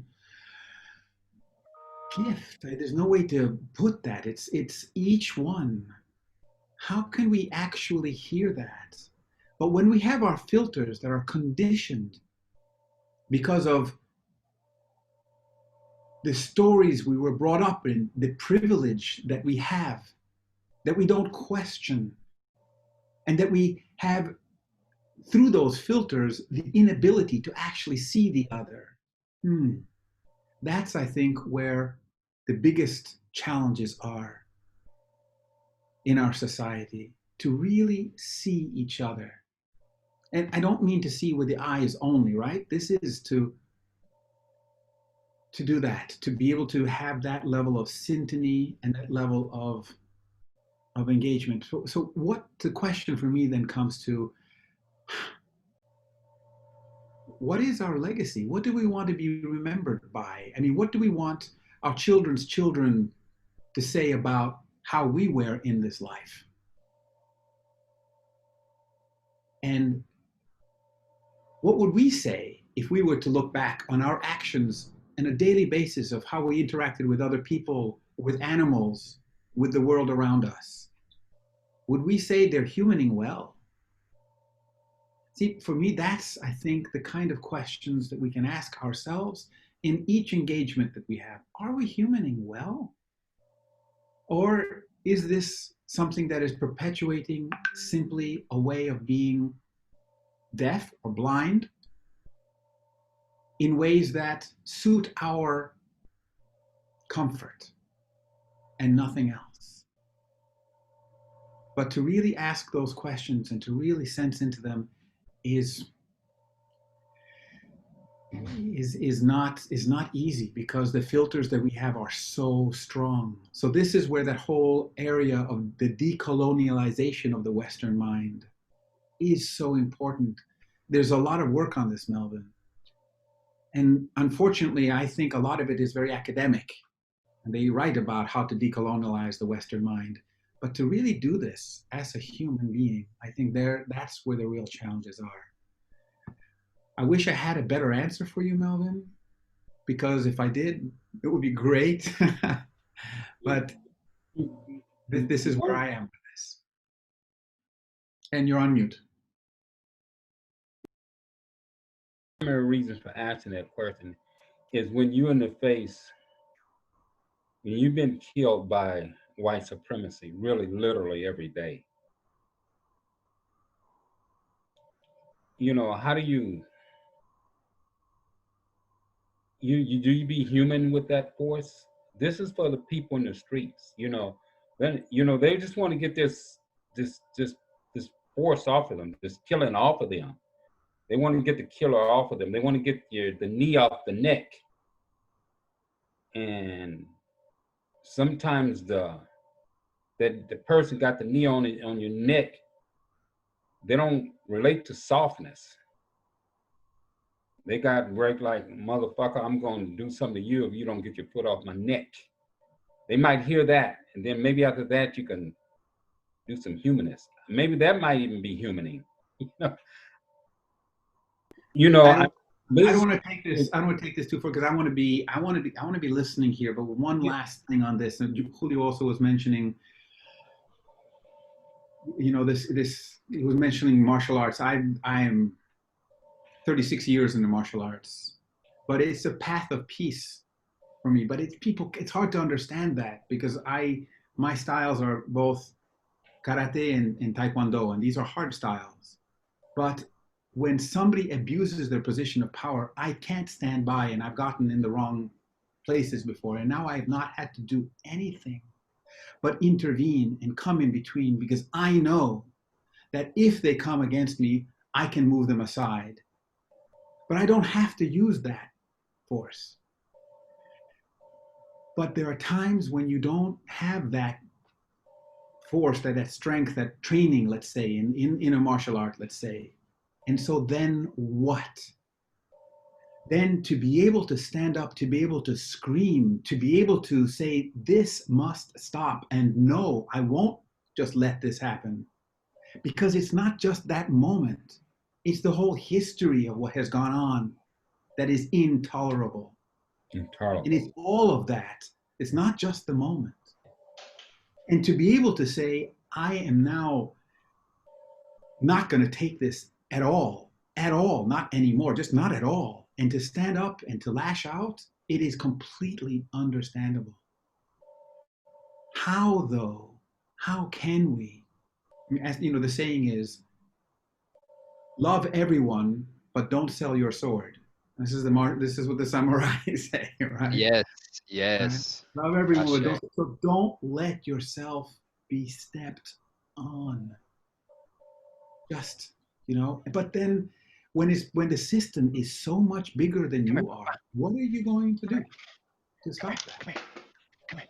So this is where the changes. I'm really honestly feel that the changes are something that is up to each of us to really connect into that space of humaning. And Julio has spoken to this so much better. I think in ways, Julio, you have expressed this in ways which are beyond the words. So what I'm hearing from you is powerful ways of being. And there I can even see the hand of the little man who was right there in the screen. That little man right there.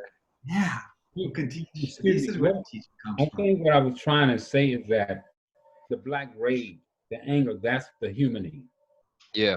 You know, the outrage, the indignation, to say we're going to burn it down, we're going to destroy it because it's not ours anyway. I think that's the humaning, and we have to recognize it as that, not as just a destructive force. That is the human. I hear you, and that makes sense to me. That makes sense to me. This is, if you were to suppress that now, imagine suppressing that. Oh my God, that then you're not being human. That's inhuman to keep that expression and that voice down. That anger is there, and it must be told. It just must be. So I Add to this. Can I ask my two elders if I can say something in regards to what they both shared? Yes? Okay. So like I it's beautiful, like, because you're you both have seen so much more of how society has changed than I have. And I feel like I'm a witness to like what's going on. Um I'm a participant as well, but I feel like I've witnessed a lot, um because I know exactly what Melvin is saying, because we're in a predicament, but we have to look back at history. And just like Alexander was talking about the martial arts, where it's a muscle that he's conditioned and he knows how to use it, but can use it to diffuse a situation, but doesn't have to necessarily, weaponize himself in every situation. You almost Tai Chi a situation and to a certain respect. Tai Chi certain, conflict. But we tried that here in this country, right, Melvin? We've tried that, like, but we beat that to death. And you look at the Black Panther Party, the Black Panther Party never fired one bullet at police or the FBI or anybody ever. But what was happening was that our Black brothers and sisters were getting brutalized in the streets all over this country by the police. That a group of noble citizens mobilized, organized themselves, and exercised their Second Amendment right to be able to monitor the police whenever they were stopping pedestrians in in those respective communities, right?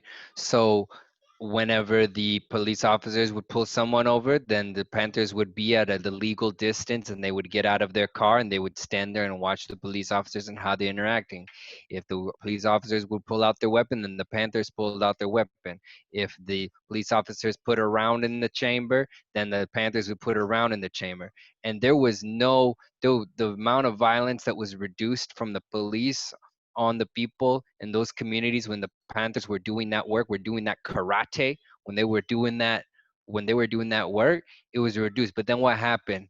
What happened is that then the federal government came out, and you can look it up in the FBI records in the intelligence program from the FBI, where J. Edgar Hoover said that the number one threat to the United States was not terrorists, it was not uh, it was not weapons. It was nothing else but Black unity and what the Panthers were doing.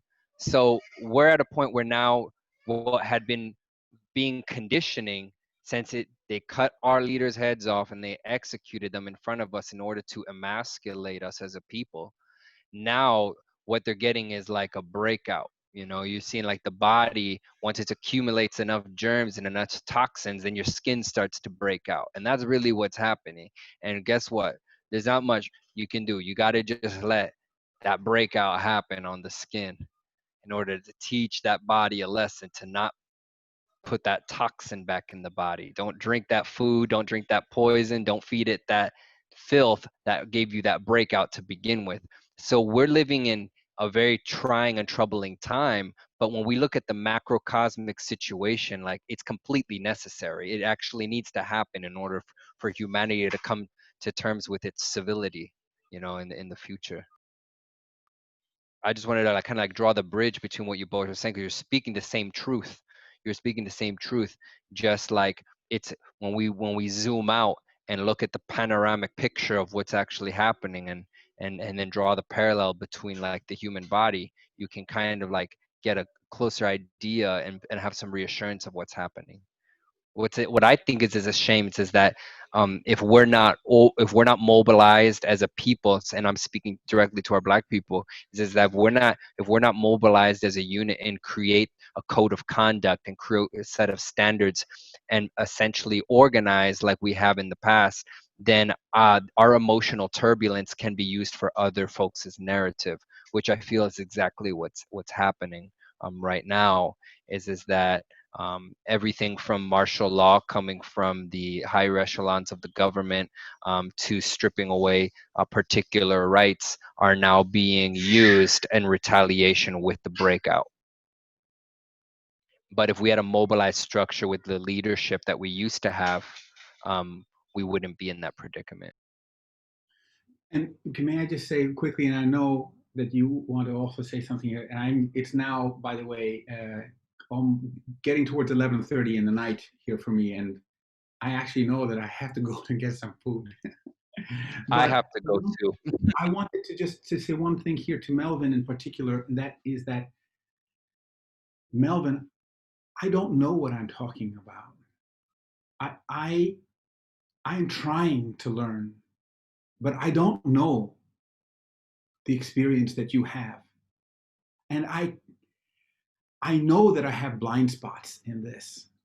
And I know that I can't empathize the extent that I want to. And I pretend that I can because I want to, but I don't have your experience. I don't have that heritage. And so I can sense this, I can hear you, but I have to learn this. And so I can't speak to this in any kind of way of knowing what it's about. I can sense into it, but I can't really know the way you know what this is about. So thank you. I'm seeking to listen and to learn, and to try to move in as much as I can to absorb this and to clear the blind spots. You know, that's very hard, because again, that's also generations of conditioning, right? So just to clear that as well, and but I thank you just for allowing me to be at the table. That amazing. Thank you. Thank you. Ashe. I just want to add to that white allyship is really fundamental here. So all of us who are not of color, we need to step it up. We need to be out on the streets. We need to be using our gifts to work towards unity and abolition of this social injustice. This cannot go on any longer. And yeah.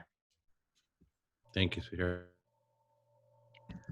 Thank you. And I know I want to honor that Julio has spent more time than he agreed to, and thank you so much. I would like to, Alexandra, thank you. Thank you for your contribution. It was beautiful. And again, synchronicity, kismet, this is divine order happening right in front of us. And I want to honor this space and say thank you so much. And Julio, as always, it is such an honor and privilege to hear you speak, to share your wisdom, and thank you for sharing with us and for accepting our invitation to come back and educate us even more on things that we all need to raise our own consciousness. And thank you so much. Oh, Hey, yeah. Julio. It was a pleasure. How do we get in touch with Julio? How do we get into does he that's does a he good have a question. link, like a way to link up to him? Got a link, bro? Oh Cool. man, I I love suppose Julio. I have an email address. I have an email address. I can put it in the chat. I do have one form of social media. I try not to do too much social media. I don't have a Facebook or anything like that. I do have an Instagram that I use for my musical productions. That's about it. But I'll share my email for any correspondence or direct questions, and then I'll also provide the link to my Instagram as well, and you can send me a message on there as well. And keep coming here every week, Julio. And I can keep coming here every week. Exactly. Yeah.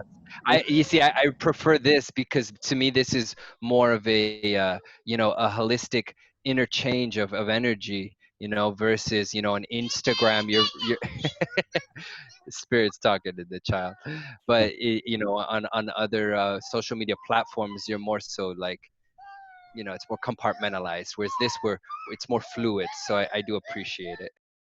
So great. Julio, what time we gonna meet at the garden? 6 a.m. 6 a.m. I'll be there. Beautiful. Julio, thank Well, you so much. Thank you. You rock. Thank you, Julio. Thank you, folks. This has been a blessing. It really made my week, made my month. Well, keep coming back and we'll make every week of the rest of your life. It's that simple. Yay. Say bye-bye, papi. Say bye-bye. Bye, Jovan. Bye, Jovan. Besitos. Okay. Bye, Bye. folks. All righty. And let's see. I don't want to keep anyone any longer than they want to be. I know James had a question, and also we're a little bit late getting started on the second segment of Food Healers. We okay, Silas? Okay, we're okay. So James, I know you probably had a question for Julio or maybe Alexander, but fire away, James. Cheers, Jim. Well, it wasn't so much a question as I was just going to say to Melvin. I hear where he was coming from. You know what I mean? I can sense your pain in what you were saying and the frustration, and I can understand it, of course, given that, as Dr. Alexander was saying, he didn't come from a background of Melvin's, like he didn't come from his experience, but. I grew up in Ireland. And as a young, growing up in Ireland as young, even though I was in the Republic, there was still a war going on in the northern half of the country, and it was still, the troubles were always still going on. And I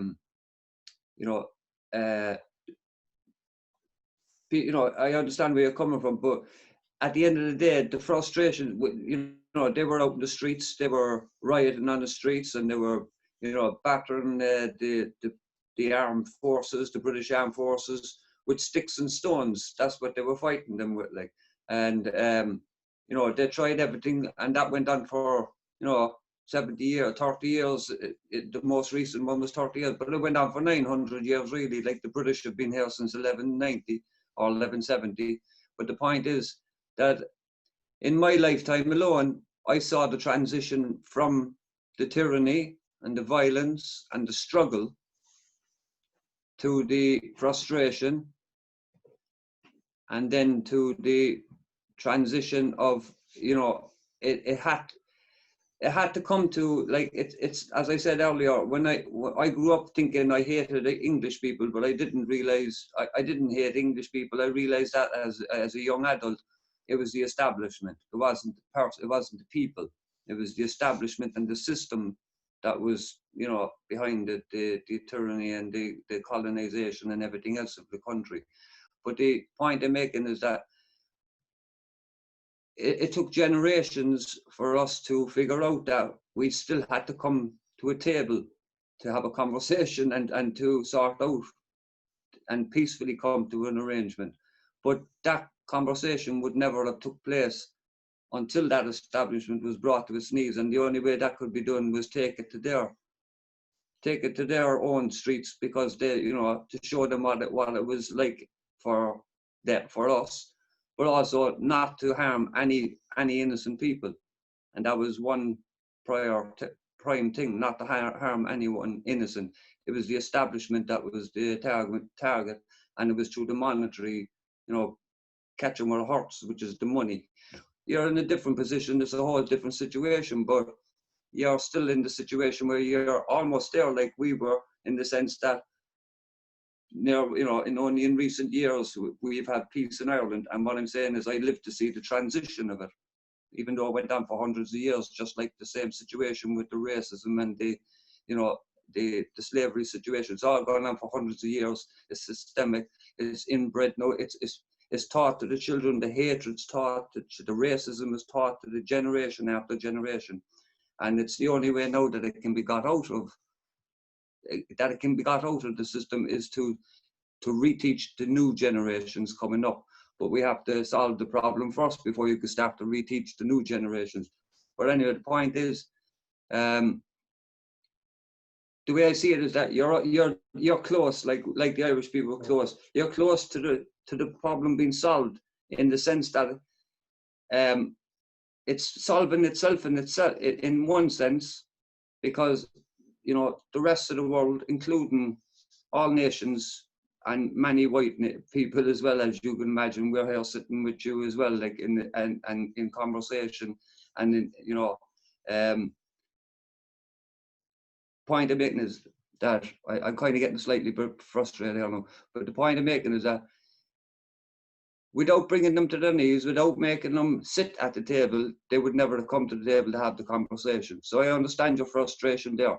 But I would implore you, as I did the last time I spoke, for you to keep, for the Black Lives Matter movement, to keep to the peaceful strategy that you're keeping to. Because all the other side wants to do, and all they can do, the only excuse they need, all they can do to start on the Black Rights Movement, all they can do, and the only excuse they need, is to put a weapon in your hands. So don't give them the chance to put the weapon in your hands. Peace all the way, keep the peaceful movement. You won't have very far to go. That's all I say. Like, I don't think it'll be very far. The world is on the transition stage. It's going to happen, you know. And unfortunately, I can't say it won't be violent. I can't. I hope and I pray it doesn't come to that. But, you know, I would just urge, don't let them put the weapon in your hand anyway. That's all I say. Peaceful all the way. You're absolutely right about, and I think that's what Julio was speaking to also. You know, that's what Julio was speaking to also. You know, but in the case of Ireland, it was really different. There was a lot of international pressure that was bared on England, and there was some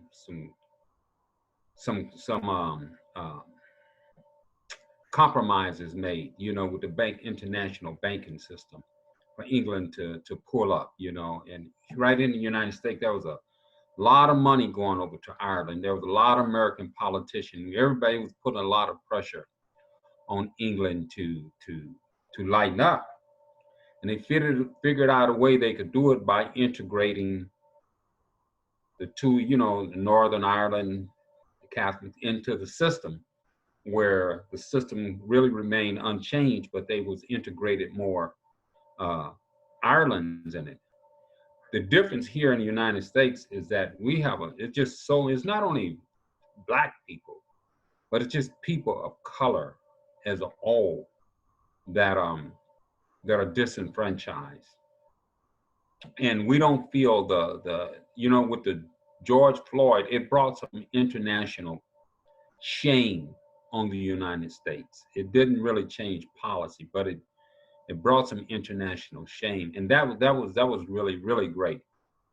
The Black Lives Movement what I like about it so much is that it's almost like organic. You know, there are people at the leader, but it really don't have a leadership per se to speak of. It's really organic. It's people in the community, and it's evolving. And I just, you know, I know that the only way, I don't see any way this system, this here industrial military complex changing except for with a nature. That's the only way I see it would change is nature with climate change. The forces of nature forcing everyone to change, or either you're going to go extinct. I just don't see where monopoly capital, the banking system, or Wall Street going to say, hey, we're going to stop doing what we're doing, plundering nature, because it's the good for everybody. It's good for the planet. It's good for the wolves. You know, it's good for the coyotes. It's good for the bears. Only force that I could see that can bring us around is really nature, and that's climate change. And that's going to be ugly, and it's going to be catastrophic. It's going to be really, really not going to be destructive. It's going to be that humanizing thing that Alexander was talking about. It's going to be that purging. You know, I just don't see where humankind, the people who really have the power and control, and all of us down here, we're doing what we can do. And the ruling, the financial elite, they're so powerful. I just don't see them changing except for a greater force. The only force I know is nature. And I don't encourage anybody to pick up a weapon and go out and attack the government, but you should, you know, employ self-defense, but not, you know, going out trying to attack the government, because that's a no-brainer. That's a no-win. They're ready for that. Yes, Jamie. Thank you, Melvin, brother. My goodness, what beautiful conversation. And Silas is after me. I wanted to really love what James said and what you just said, Melvin. And as far as climate change, that's definitely the default path. However, we can stop climate change and actually cool the planet through application of solar radiation management. But I believe in order for humanity to actually pull that gigantic feat off in the super tight time frame that we have allotted to us, we have to solve our race issues. We need to heal these divides, and we need to heal all the hurt. I mean, and there's hurt that cannot be healed. That young man who was lynched that was mentioned in Southern California. How do we bring him back? We don't, right? So what we need to do, and I'm going to struggle for the words, but we need to stop the bleeding, right? And start the healing. And it may take time, it may take generations, I hope not. But here's what the point I really want to drive home here is, Melvin, you and all of our Black and brown brothers and sisters are not alone. And we, all of us here of whatever color, we are right here with you, locking arms with you. And I believe that it is this medium and this community that we're building, this planetary community, this collective intelligence, is going to filter through everyone who is with us.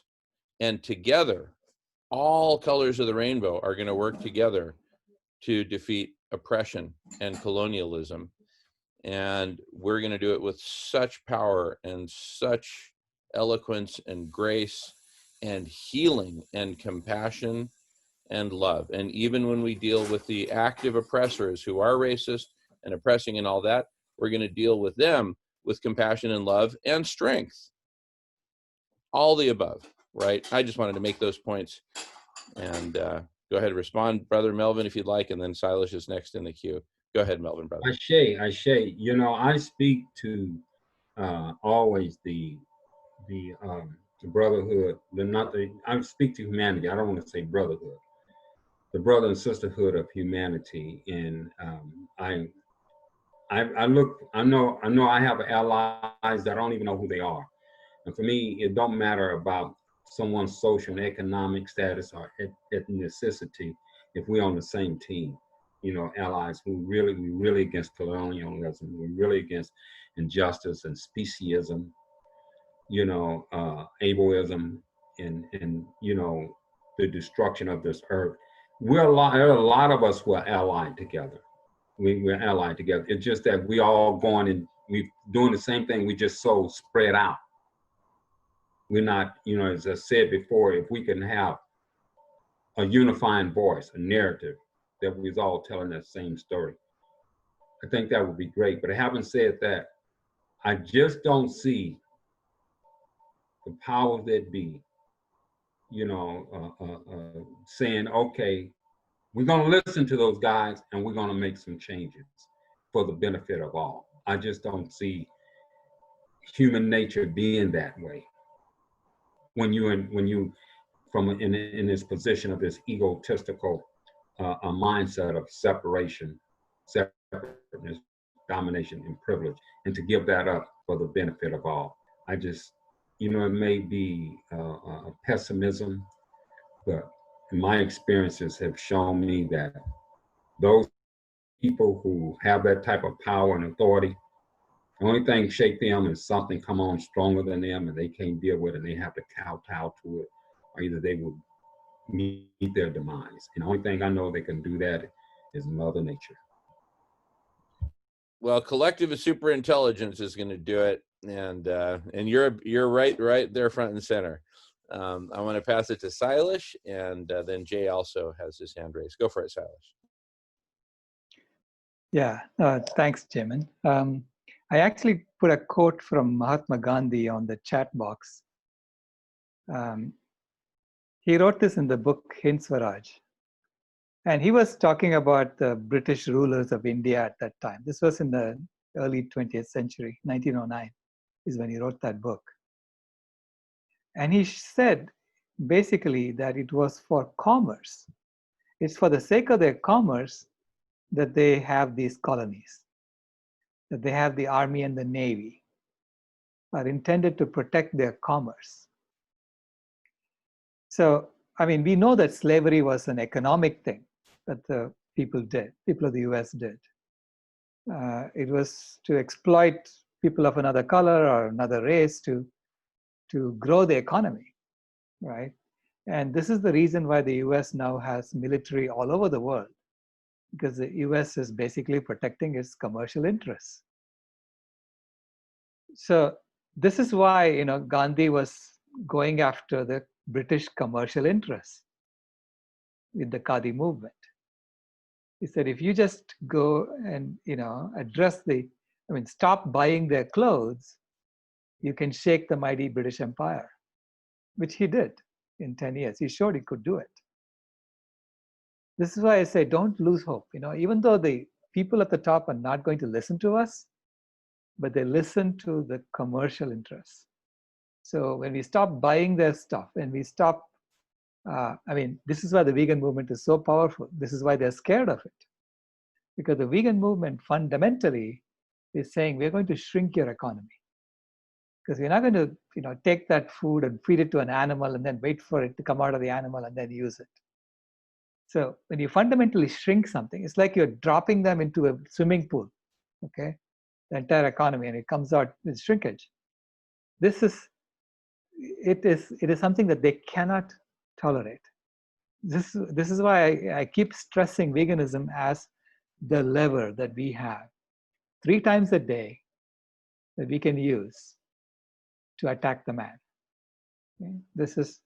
And it goes directly to their to the very essence of their being. You know, so I don't lose hope because of that. I know that we have this powerful lever. It's not just veganism, I mean, in the sense of buying plant foods and plant-based things. It's when you start going vegan, you immediately become, very soon you become very conscious of your consumption in every aspect. And you start minimizing it. Okay? It happens naturally to everyone. And so that is the way out. That's the way to our freedom, I feel. And that's exactly what Gandhi was doing. And this is why he wrote what he wrote in the Hind Swaraj. So this is why I don't want to wait for nature to kick us and kill us before we wake up. that would be very painful if that happened. And I'd rather that we transform ourselves as opposed to wait for a change to happen to us, you know,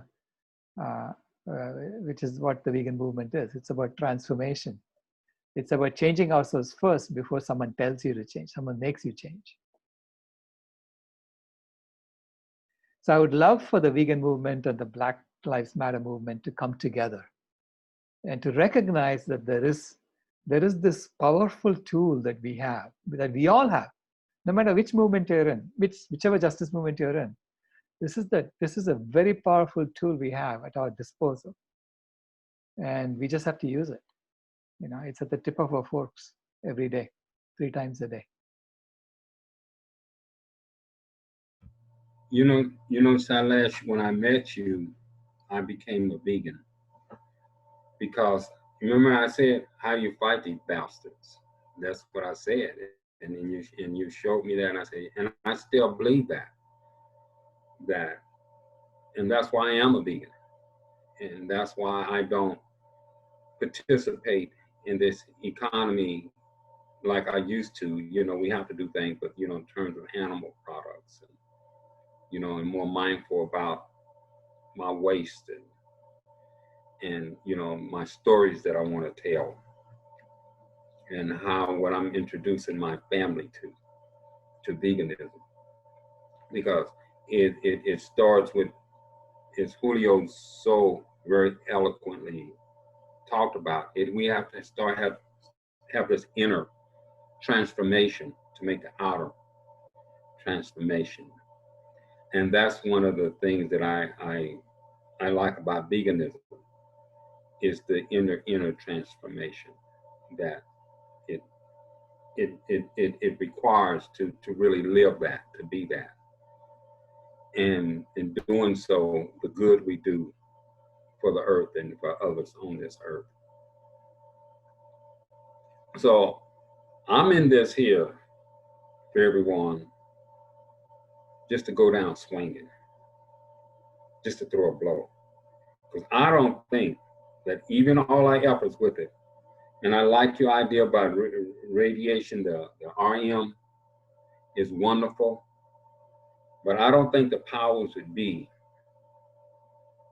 if McDonald's really started closing down and we start affecting Wall Street money like that, they're going to want to do something to stop that, you know, to stop the loss of their commerce. And I don't think that they're going to be rational about it and say, okay, well, you know, the vegan people, they got it right, and we need to align with them, or, you know, we got to do something, you know. They'll come up with the new Green Deal. We know who come up with the new Green Deal. They'll come up with something like that.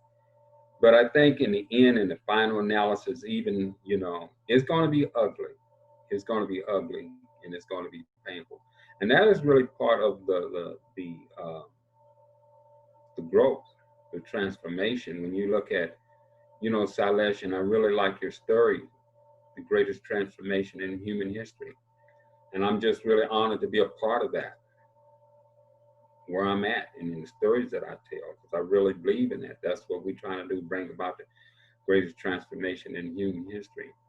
And I guess I've been my life experience has been so much different that I cannot imagine J.P. Morgan and what's the name? the Wall Street guy that's, what's his name? BlackRock. You know, these people like that in CBS, and all these people saying, hey man, those guys are on to it, man. And, you know, and this Amazon guy and Google and all these players like that saying, hey man, we better get rid of to save everybody. We see what's happening, you know, to the dairy industry, and we're going to be next.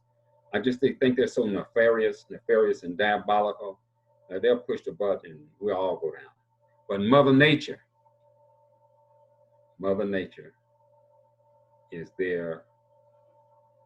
You know, we're gonna come up from that. We're gonna come up from that, and I believe that from that, people like us will create a new beginning, something all over again. Humanity has gone through catastrophic changes before. This is going to be the first time. One of the stories that I've learned is that trees don't last forever. We can't live forever. Societies can't live forever. They're going to transform.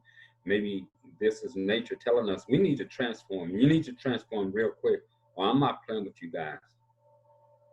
And we're on board. There's a lot of us on board. There's so many. I think if there's a way we can all connect, all of us is doing the same thing, I think we would have a chance. If we can all get, I think we would have a chance. So I'm in to the end. I'm just going down swinging. That's my thing. I just want to throw a blow. And that's why I'm a vegan, going down swinging. And I don't want to be part of killing up the wolves. You know, the red wolves and the gray wolves in California, they're almost gone. The USDA was bragging that they killed over 1 million wild animals last year. They were bragging, and yeah, we killed 1 million. You know, in Africa, I don't want to be a part of that. You know, I don't want to be a part of destroying the biodiversity on this earth, animal extinction, ecosystem collapse, ocean acidification. I don't want to be a part of that crap. So I'm a vegan. That's my contribution. That's how I'm throwing my blow against the system. And thank you, Shailesh, for showing that to me.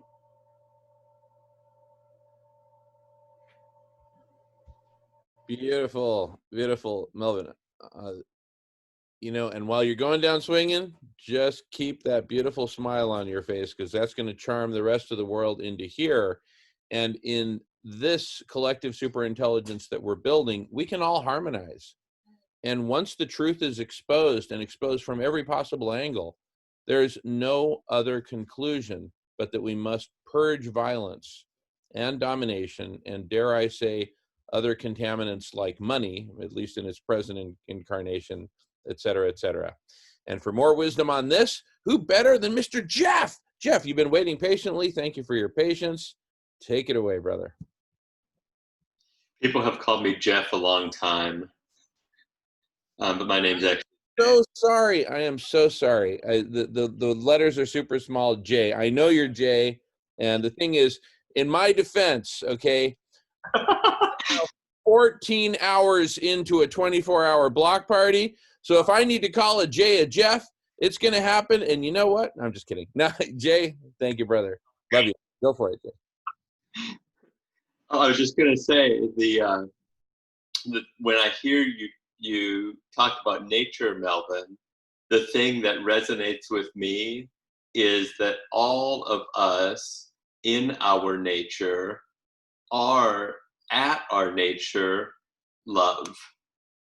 We are that.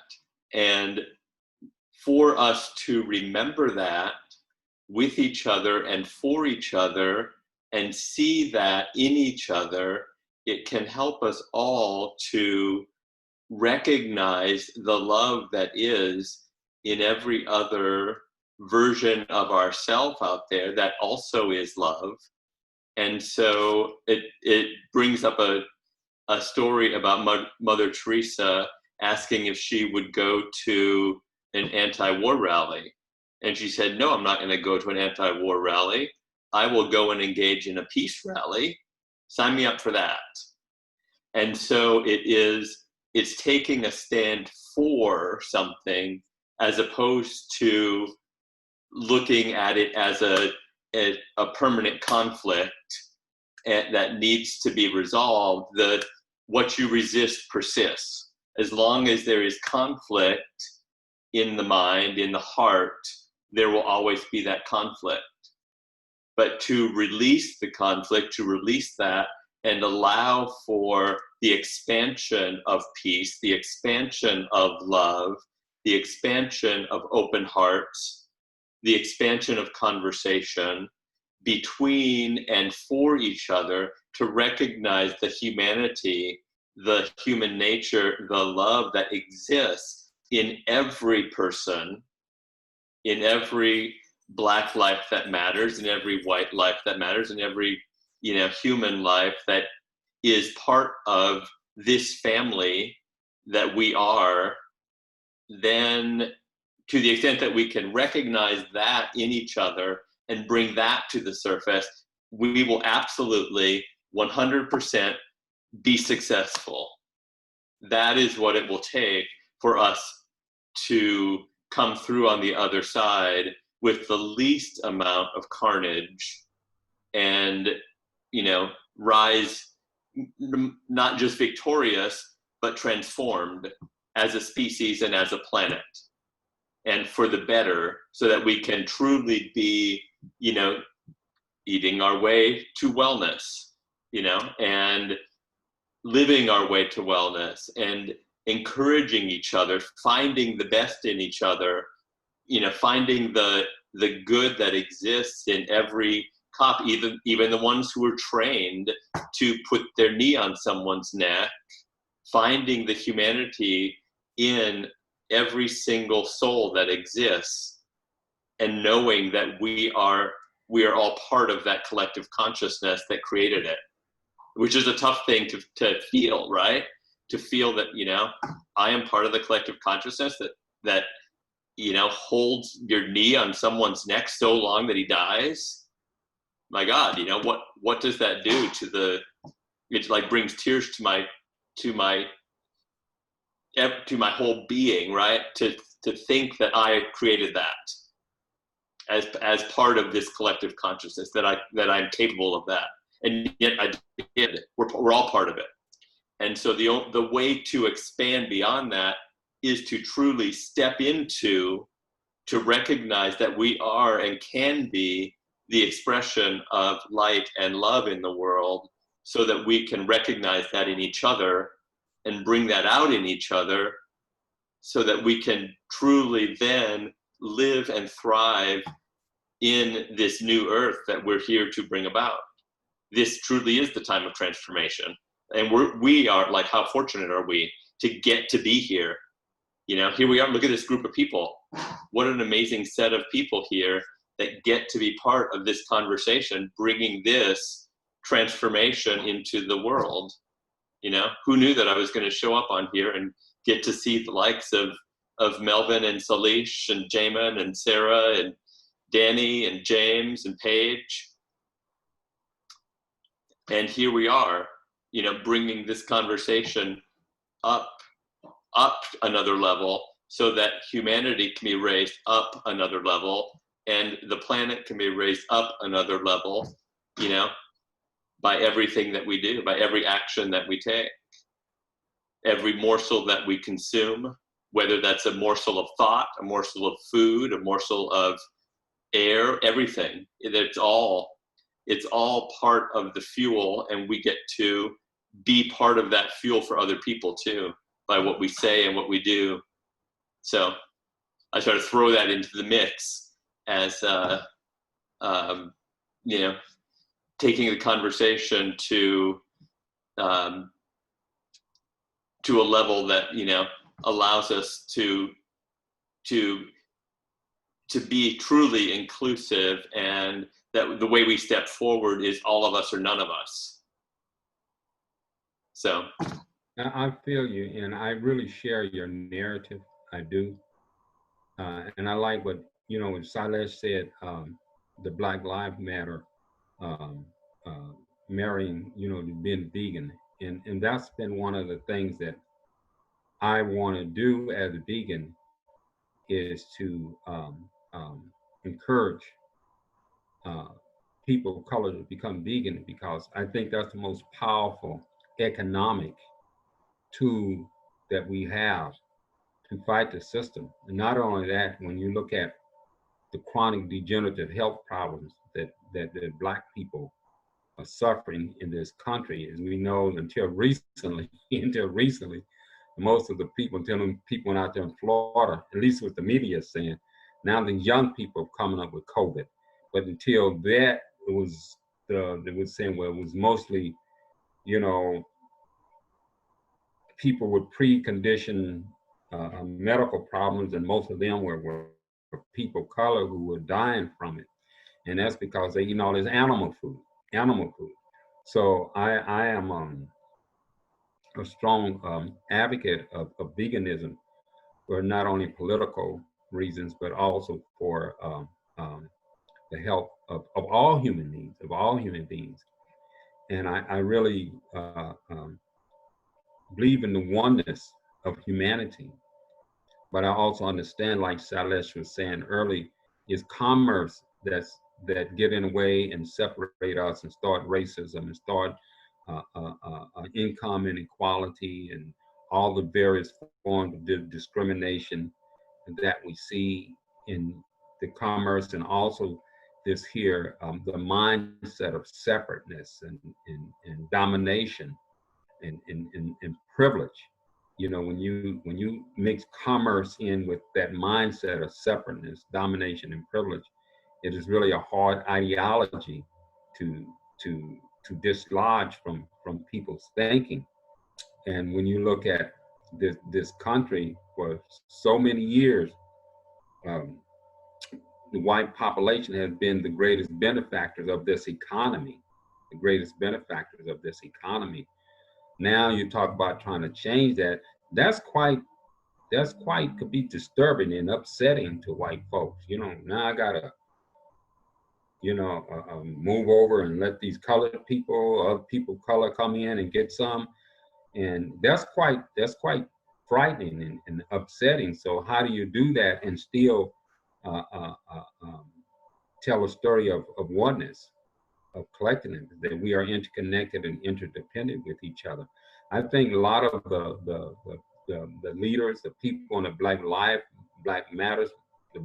Matter movement, they're aware of the interconnectedness of us all, but they realize when you're working with racism and white supremacy, you got to bring something else to the table other than telling us, these racists, that man that had his, we're not talking about, he was just symbolic of a cop, so for those human beings like that, I don't know how you change them, except for if the police department, the powers to be up there that really got the authority to say, hey, you do something like that, you think you're gonna lose your job. And you're gonna lose it real quick. Not only you lose your job, you're gonna go to jail real quick. We're not gonna defend you anymore. That will change the behavior. They may have still the thoughts or the impulse, but they won't act out that behavior. So we haven't really changed the races. We just got a mechanism, and they're going to punish this guy if he do it. And I just hope that what's happening with the recent rash of killing of Black men by white cops, that it may get that change going within the police department, just for them to say, man, we got your back, but you can't go out there and kill people like that anymore. You can't do that. And we're not going to back your play if you do it. And then if you do it, it's going to hurt your pension. So I hope something like that go down. And I think it's important that we tell a story of oneness, of humanity, that we are all one, and that we should really love. Love is the essence of all things. See, one of the things that I've come to understand, that Black Rage is about love. It's about love. When Martin Luther King and Gandhi, that was the only thing that sustained them was love. The only thing that's really sustaining the Black Lives Movement is love, is not fear. And because fear is the antithesis of love. So it is love there. I just hope that I would love for all of us really peace-loving people peace-loving people to be on one platform, to tell one story, one narrative. I would like for all peace-loving people to say, hey, we're working on for the greatest transformation in human history, and we trying to, these are 7 core shifts that we want to try to achieve. Because I think it's just such an easy language, an easy story to tell, and it addresses racism, speciesism. We talked, Shailesh and I'm trying to develop an Aquarius economic system. Other people are working on money systems. And that's the thing we have to come up with for people who are, one of the things that pushed the civil rights movement forward was money. It wasn't goodwill, it was money. Those white businessmen said, hey, Billy Bob, we're gonna lose money. Billy Bob, go back in the back in the woods and do that stuff. You can't come out in the front with this stuff because it's hurting the money. I was listening to this state legislature. I think it's in Mississippi, where they took down the Confederate flag or something. It's no longer up there. And the news reporter asked him, he said, why do you think they're doing this here now? He said, money. He said those college athletes saying they're not going, they can't play football. Sponsors saying we're not going to invest in your state if that's what y'all going to do anymore. We're going to pull out. We'll go somewhere else with it. And that's what changed them. It was money that changed them. In NFL now, and the best with the NFL and the basketball, they're jumping on the Black Lives. Everybody's donating money, just throwing money out there because they don't want to lose money. And we could take that and do some good with it. But changing the heart. That's what you're speaking to, is changing the heart. How do we get to there? And I think the best way I can do it is on the individual level, and to treat everybody with dignity, decency, and respect. One of the reasons why I couldn't make it in the behavioral health system in Arizona, because it's a ruthless, brutal system. And if you have heart towards your client, toward those human beings, you stand out and you're a target, and they don't want you around. They do not want you around, especially if you try to advocate for them, if you just be human with them. And so this here, what you're speaking of, is showing love. That's the whole thing that drives us. But then to love is also to be vulnerable. That's the scary thing about loving, is that you're vulnerable and being open up, being exposed to hurt, to misuse when we love. And I think that's one of the things that put the brakes on most of us in this movement, when we say we got to love our enemy. We got to love the people that's hurting us. And that's a hard story to sell to people who are in the streets, who are really facing the brutality of the system. You have to love your enemy. But that's a story I think we still have to tell in spite.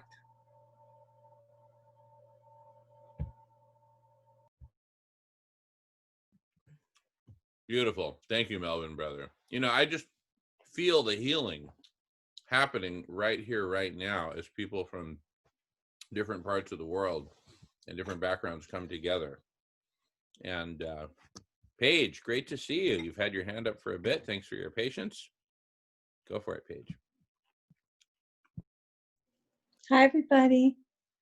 A couple people I don't know. I guess Jackie popped off. Is that right? Yeah, I think she had something she had to do, but she said she'd be back. Okay. Find out the exact quote. Have to go. Thank you all so much. Okay, so maybe she won't be back till tomorrow. Okay. Hi, Melvin. Hi, Jay. Hi, Dr. Shailesh. Hi, Shailesh. I'm so sad I missed some of this, so hopefully I can get the recording. Jamin? Yeah, earlier I couldn't get in, but anyway. I am so sorry, Paige. You know, for security, we have to put on the waiting room. And from time to time, it doesn't show me. And I'm grateful that Jackie gave me a heads up. Hey, Paige is in the waiting room. So I text Sarah. I'm like, Sarah, I've been waiting. She's like, it's all good. It was not meant to be right then. I was meant to go do something different and come back. It's all good. But I guess I love listening to all of this.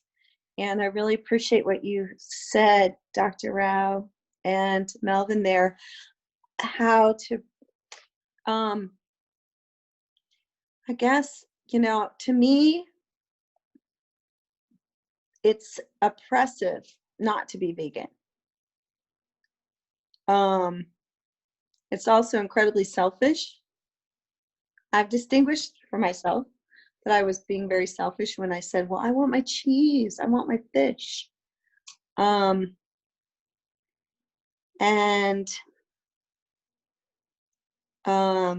feel like it's the least I can do to bring about more peace on the planet.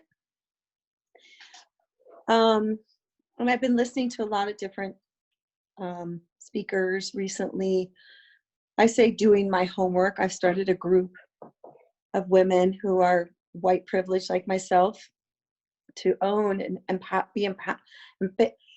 learn so I can empower other people to get into the tent, do the homework, I say, do the homework. I'm intrigued by what you both said, Melvin and Sailesh, about having the I forget how you worded it, bringing about the connection between the communities of Black Lives Matter and veganism. And yet I'm definitely not putting out a message of animal lives matter right now. You know, I'm definitely not. Like, it's clear I'm for animal lives matter. There's no doubt about it, right? Because I'm 100% vegan, and if you know me, you know that, right? So I don't need to push that agenda right now. Not push, but, you know, and yet I still put messaging. So I guess what I'm saying is that to really have a consciousness that's the next level is that the least that we can do is be vegan to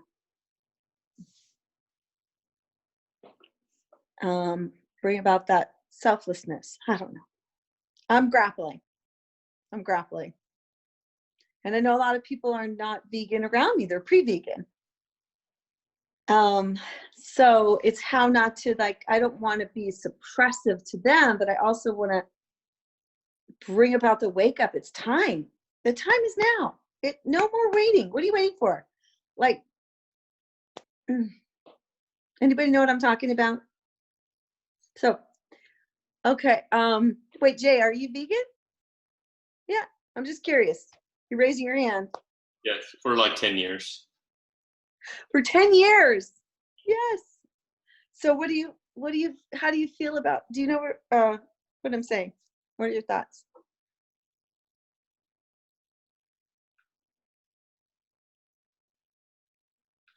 Jay? Well, I think, like I can come at it speaking into what Melvin was talking about. It's really about giving people back the power for themselves over their health decisions, and letting people see that what you eat is like, that is actually the greatest power that you have. You know, whether it's based on your belief for animal rights, or, you know, that you don't want to be killing or eating animals, that's one thing, or it's because you want to take back the power over your own well-being. And like, if you just, you know, it's very easy to look at the scientific research and say, okay, eating a plant-based diet like is a direct correlation with positive health outcomes. Like, if you want to have positive health outcomes in your life, eat a plant-based diet. Like, you know, hands down, like, over any other way of creating positive, sort of affirmative benefits in your life, eating a plant-based diet like is the number one thing you can do for yourself and your own well-being, as well as like just look around. Then it's just like all these ripple effects. It's like, you know, it's the only, for me, it's the only choice because I see all the ripple effects. Like every time I eat something that is, you know, a plant that is, you know, going directly to feed me, it's not going, as Melton pointed out, you know, through the mechanism of feeding an animal to then feed me. I don't need that. I don't need the middle animal to get the calories, right? We can like directly. And then of course it's just like everything is so intrinsically interconnected. I coined this phrase, desperately interconnected. I have had a habit of, you know, positive talk, you know, for a very, very long time in my life. And so the idea of even using the word desperately was like, wow, that sort of like, you know, was weird for me to use that word, but it's kind of appropriate because it shocks you into seeing it. Like we literally are desperately interconnected. Like everything that you do and you know, every action that you take, and especially everything that you put into your body is desperately interconnected, like to everybody else and the outcomes for the whole planet. You know, when we're talking about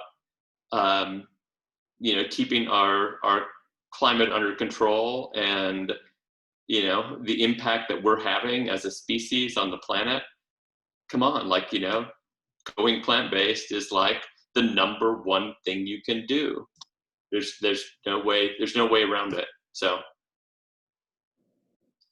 yeah, I'm sort of just speaking into what you were saying about it for yourself, like bringing people into that conversation. But I also, I can't force that on anybody else. People have to come to it themselves, right? Yeah. I sort of show up and do my thing and, you know, talk about it to the extent that I can. But people obviously, you know, unless people can't be forced to change, or it's not going to stick, right? They have to do it for their own reasons. Yeah. Jamin, you had your hands up. Does that mean you a vegan? Are you vegan? Well, actually, Silas has his hand up. Oh, I saw your hands like this, like you were clapping. Oh, I was applauding what Jay was saying, and I am almost vegan. What? May I ask you what is it? What is it that's the almost part? Yeah, it's addiction, and so. To what she's asking? What do you? Oh yeah, well the almost part are dairy products, cheese mainly. Yeah. And you're a science guy, aren't you? I mean, you study the science of things, don't you? Yeah, I mean, I've studied sciences. I'm an engineer by training, but of course sciences are in there. Yeah. Mm-hmm. Have you ever heard of Dr. Neil Bernard by chance? Neil Bernard. Well, let me just say real quick. He wrote a book called The Cheese Trap. And my cat's confirming it. She's right here meowing. Hear that? And it literally talks about the hormones and the tryptophan effect of cheese that is in dairy products, that is in the milk of the mother cow. And it is a powerful book because you see that it's not our fault as human beings, because we're actually not designed to, that was my thing, cheese, huge. Choose cheese. Huge cheeseaholic. But what you get to see, like an alcoholic or like a drug addict, is it actually apparently has even as much power as like crack or heroin on human beings. They've studied it. No shit, doctors, scientists. I mean, anyone vegan here knows what I'm talking about. So if that's really, truly, you really, truly are interested in seeing why you're addicted. I mean, I've been sober now for 9 years, and I didn't realize that I was an alcoholic I thought I was allergic to alcohol, and it is an allergy. It's an allergy. You can be allergic to alcohol. And then I got that I'm addicted to alcohol as well. So I just stay off of it. But I think because I've known you for a while, you know, and I remember last year we talked about this because you were like, I'm so close. I'm so close. That was last October. And I'm thinking, just like what I said about when I sat next to my daughter watching Cowspiracy, and she had already gone vegan. She was vegan for the animals, which I did not get. I was like, oh, she loves animals. She's going to be a veterinarian. Kind of like Silash's daughter, you know, just like love of animals, love. And at least that's what I was thinking. And then when I saw Cowspiracy, I saw how much water it takes to make products that I was eating, including dairy and cheese, because you got to feed the cow. You got to feed the cow and give the cow all that water. And nursing mothers are thirsty. I was a nursing mother. I was constantly thirsty. I nursed my 2 babies. That's when it hit me hard over the head. Like, I'm an environmentalist, and yet I'm still consuming animal products, and I'm shutting off the shower when my son takes a longer than an 8-minute shower because we were in a drought in the San Fernando Valley of California, the hottest place in California. So one of the hottest. So I invite you, Jamin. Like, this is it. Like, Line of Demarcation. If you're willing, get that book. Get it on Audible, because it is what cheese is addictive. It's not your fault, because we get hooked on it. And now the government subsidizes all the milk for the kids in schools. So we're getting hooked really young. We got hooked at a young age. I was told to drink my milk does the body good, right? I think everyone here can relate to this. So I just invite you, Jamin. I mean, you got a lot of support here, and it sounds to me like it's just you don't know how, but if you got the information, you're a smart guy. Now, does that book have like step-by-step like tips for how to get off the addiction? Like, does it, or it's more just information? I know Sarah's on here too. Sarah is an expert at, Sarah and I will walk you through step by step. I think the thing about the thing that you will learn from Dr. Bernard is the why we're addicted. And I think since you're such a smart guy, it's going to, a potential light bulb go off. Oh, it's not my fault. Because once you get that, we've been indoctrinated to believe we need cheese, we need dairy products, but we don't. The baby cows need their mama's milk to provide. You had your mom's milk, or maybe you didn't, but it's time now to get off it and wean ourselves off of the breast milk of a mother cow that's designed for a baby, not for human beings. We've been lied to. I do want to actually say, Paige, so yeah. Since we share the household and we do the cooking together, yes, I did buy vegan cheese the other day, and so there's no more milk, there's no more butter, there's vegan cheese now in the fridge. We grow our own vegetables. Yay! I mean, we've been off meat and fish for a long time, so yeah, I would say that, I don't know, Jamin, correct me if I'm wrong, but I think the little bit of cheese that you consume, which isn't a lot, by the way, I think once you finish that packet, it's done. And, you know, there's the vegan option now. So, yeah. So I think, you know, I think you're almost there personally. Damon, you're in the finish line, dude. You are. And if you have the good stuff, if you have the good stuff around that you find that's your faves, because my husband is 90% vegan now. Since quarantine, he's been eating all plant-based at home. And he's now given up his creamer, which he wasn't going to do. I can show you the creamer he uses. So if that's one of them, he loves it. He's not even going back to dairy creamer. Yeah. And he's making lasagna with vegan cheeses. He made his own cheese, and it was easy. He made a ricotta cheese the other day. He's cooking now. It's crazy amazing. So I'm not saying you're going to have to start cooking, right? Well, he does, and he does make his own milk out of hemp hearts, actually. And oats. And You're oats. so close. Yeah. But I think the other thing that might help, Jamin, and it's got to be your own personal, but maybe you should dip into some of those videos, not the really, really intense ones, but the ones where, I don't know if you've seen the one where the babies are put into the truck and the moms are chasing behind. I mean, it's heart-wrenching, but it's not like slaughter. You're not seeing, but there's a couple of those. It is, you just get your heart like, what? I mean, you have to have the light bulb moment, but I think changing your taste is what, once you say, okay, I'm not going to have it anymore. I'm gonna just really conscientiously choose pizza without cheese or with some kind of, with the vegan cheese on it. Okay, I'm going to do it. And then maybe you'll watch a video and it'll go, because I wasn't for the animals. Remember, I was about the environment, my daughter. Then, I didn't say this part. I went to a pig vigil with the pigs at the LA Animal Save, and I looked those pigs in the eyes.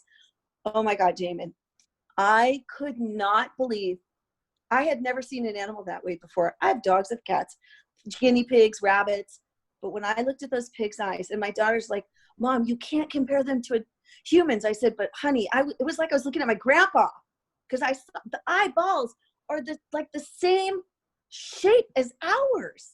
Like chickens are much smaller, but like, when you look at a dog, you really, like, you can feel a soul. That's how it felt. And that's when I went. Pigs are very smart. They're smarter than dogs, and they're very close to humans, actually. And I took care of a pig for 3 years at a preschool, and her name was Daisy. And, we bonded, and she followed me everywhere. And they're super smart, and we shouldn't be eating them. Yeah. Melvin, you were raising your hand. Yeah. Hey, thank you, Paige. And Jamie, you're almost there. I want to suggest, because Paige did admit, I make this awesome cheese with potatoes and carrots and put my spices in there. And let me tell you, what? I'm a cheese eater. You can make you don't have to give up cheese. Just make cheese with fruit, with vegetables and spices. You can make it with the cashews, but I've chosen to go to using just without the cashews because they're kind of expensive, but it's still good. You mess around with that cheese, making your own cheese a couple times, you don't have to give up your cheese. You're so close. You are so just go right there. See, and that's the thing. That's the thing with going vegan. We can still eat. I eat so much food. I feel guilty. I eat so much. No, me too. Really, but it's all plant-based food. Yeah, I get that, but I like my own cheese better. Yeah. I'm just saying, this stuff is good when you're transitioning, because you can even make cheese out of tofu. Oh yeah. Oh, and bacon. Sprouted. And bacon. I love my bacon now without the orange. Bacon with tofu and carrots. All right. So Silas has his hand up, but we haven't announced. One more. Go ahead on Silas. Then I want to make a comment regarding something that Paige said. Go for it, Melvin. Go for it. Okay. Paige, you mentioned that you have white privilege. And I'd like for you to share how that manifests in your life and what are you doing to make a difference. And also you mentioned that you don't use the word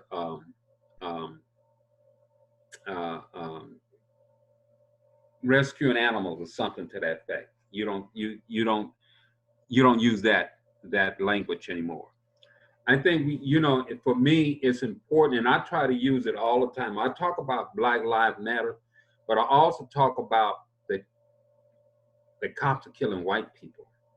I also talk about the white people are poor and suffering. So I think it's important that we tell the whole story. And part of that whole story is that animals are being mercilessly killed for us. And we got to learn how to tell a story where we can make the interconnection, the threads between the slaughter of animals and racism, between the slaughter of animals and the economic injustice. If we can learn, and I'm working on that now, to tell that story, I think it's very important that we keep the narrative out there about the slaughter of animals. And we tie that right into racism. We tie that into Black Lives Matters, how you cannot, the concerns of the Black Lives Matter movement cannot be addressed unless and the slaughter of animals is eradicated out. They're one and the same struggle. I think if we can learn to tell that story in a succinct way, that they're interconnected, they're interrelated, they're the same, that you cannot eradicate racism, police brutality, unless we eradicate the brutality and slaughter of animals for profit. Somehow telling that story. So I want to encourage you not to stop speaking for the animals and animal rights, but just try to, integrate it all in there with Black rights too. That they're both equal, they're same. But animals have souls, and this is one thing that in this here industrialized, mechanistic, technological society culture that we live, is that animals don't have soul. And this is one of the things, a human-centric mindset is privilege humans over animals and over nature. So I think it's important so that we tell that story, that they do have souls, that they do have feelings. I had a client today, and this client was telling me he was in the military. He did all this stuff in the military, and he was going hunting once. And he said he was out there hunting this animal while he had his rifle on this animal to kill this animal. He observed this animal. He said this animal was just trying to get some water. And it dawned on him that he was killing a being, because he was in the service killing beings. Then it dawned on him he was killing a being, and he said he put his rifle down and he didn't kill the animal. So we have to tell that story about what's happening to the animal. We have to keep on telling that story and link it to the Black Lives Matter. That's what I wanted to share. Well, here's what I'm learning. I feel at this point, just speaking to my white privilege, about my white privilege, is owning it. What I understand is it's not my narrative right now to connect those two. It's not, but Melvin, for you to be speaking that at this point, it's, otherwise I would be being tone deaf about Black lives. So what I've been dismantling is from a book called White Fragility, how it's so hard for white people to talk about racism. And I was blessed with an opportunity to listen in on a conversation that was happening with a major studio my husband works for, a film studio, and they had all the employees, like I think it's 250,000 people on this conversation, and she came and spoke, this woman, Dr. Robin DiAngelo, who wrote the book. So we've been listening to excerpts. My husband listened to the entire book. I get to now, next, it's on Audible and so forth. And what I've been seeing, what I've been getting, or what I've been owning is that I, by way of being a white person born into this skin at this time on this land, at any time actually. So we're talking about 4th of July tomorrow. It's not much to celebrate because it's not, for me, at this point, now that I've had an awareness, it's basically that holiday is designed for white people to celebrate conquering and suppressing others. So, so I'm awkward because this is all new to me. Been spending the last, well, really a couple of years, but now it's just heightened. And because you asked me about that. And so what I'm learning is that I get to be responsible for being somebody who was born in white skin color, and how there's a woman now, the name Karen has come out as a woman who's going to call the police and throw her privilege at, call the police on a Black person and say, I'm having an issue, come now. I would never do that, yet I get to see where there have been times, like, I'm just going to quick example. I parked the other day in a handicap sideways because there was shade. It was in the way far part of the parking lot, but a police officer drove by. And I remember thinking, for a second, I went like, no big deal. And then I went, oh my God, that is white privilege. That's a way of which I have no problem if a police officer comes up to me and I say, oh, I'm just here in the shade, making a phone call real quick before I go into Target. And that, like, how many times I've driven home, I've been really tired and I'll pull off the side of the road and take a nap. I never think twice about that. Or I'll leave my car light on in the car while I'm driving because I might be talking to someone or whatever. That's not allowed. And somebody just pointed that out to me the other day. They said, well, a friend of mine, his POC said, person of color said, I could never do that because I wouldn't want to be pulled over in the night because of a light on. So those kinds of things are what's showing up and we're discussing with our kids. I have a 21-year-old and a 19-year-old. And I had a great conversation with my son yesterday. So that's what's opening up over here for me. And I think as a vegan, I noticed that when I became vegan, I became much more interested in all equality for all beings, every being, every single being, every way in which. So, you know, y'all probably know I book for Jane Velez Mitchell and her shows and her guests and so forth. So, you know, when I heard about slaughterhouse workers being in diapers because they can't take breaks, they don't have enough time to take breaks because the animals are now swishing by them so fast. They've sped it up now, the process by which the animal products, and they have to chop them up in so many pieces in such amount of time. So they're getting urinary tract infections. And there was a woman who was interviewed, a couple different people. So I said, oh my gosh, the union president, we need to have them on. And then the COVID cases came out, that there was all these COVID cases within the slaughterhouses, still are, multiples, a huge amount. So anyway, I feel like I'm talking a lot. Thank you for this opportunity. Being reborn, becoming vegan, I was reborn. Becoming aware of my white privilege is affording me the opportunity, or I'm taking the opportunity to, I feel like it's my duty to do my homework. So every day we are either watching a film, I'm listening to something, I'm posting. There's a group called Vegans for Black Lives Matter, which my dear friend Gwenna Hunter heads up. If you want to join that, go in there. There's Instagram and Facebook. It's a very active group, Vegans for Black Lives Matter. And I feel like this is the revolution that has been wanting to happen. This is my revolution of my generation. I was born in 66, and to think that I believe it's 68 is when African Americans, Black people, I guess, were given the right to vote. Do I have that right? 68? Okay. It was a civil rights movement, some changes, yeah.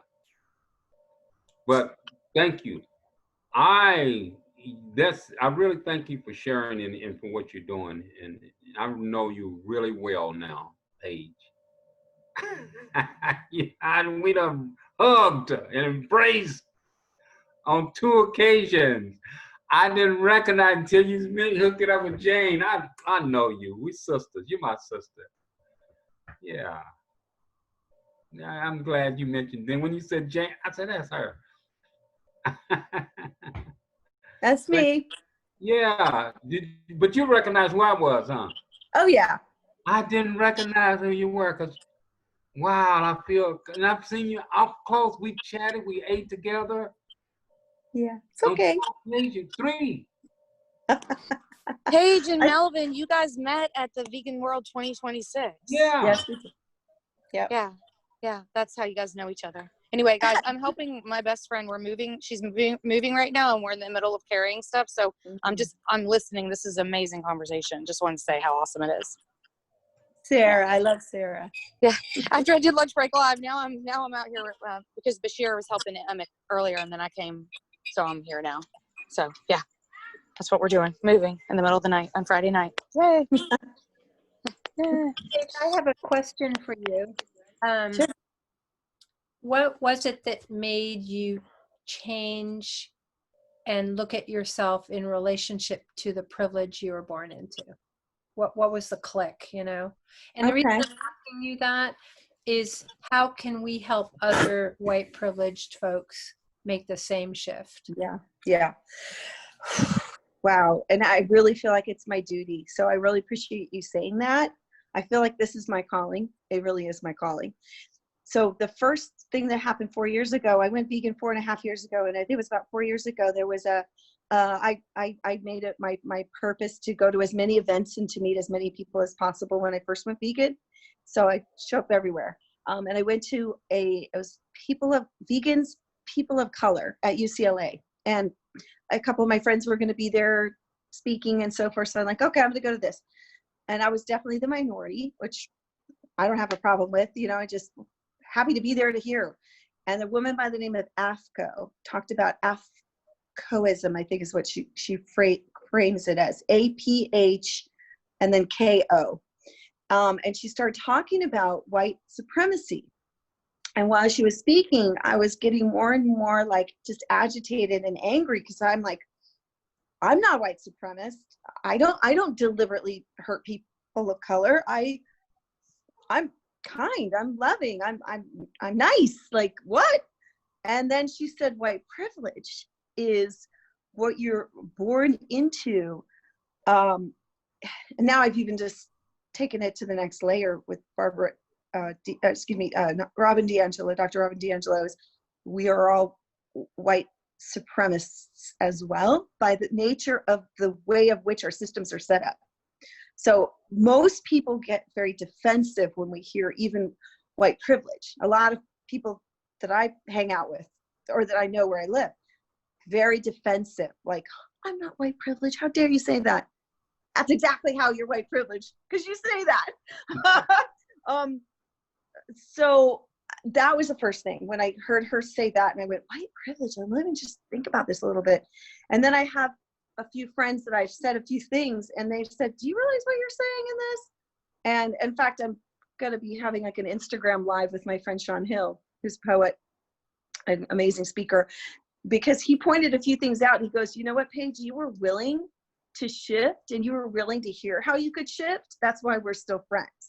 He goes, I would have been nice to you, like, see you around, but you can call me anytime. Like, and I said, okay, I'm ready now to hear it from new ears of which you are saying, because I think I'll be able to hear it differently.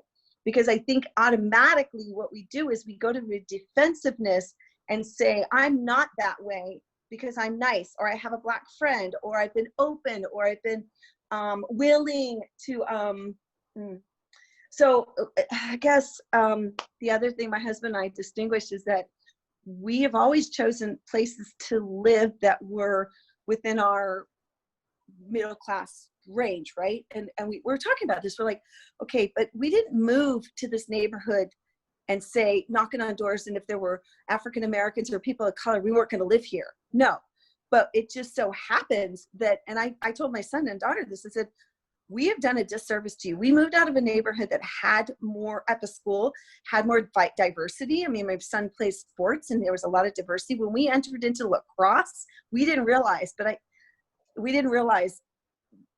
it was a very white-centric sport for him to play, whereas football is much more diverse. And he chose to play lacrosse, and so the school of which we moved close to had a lacrosse program, whereas the school near us did not.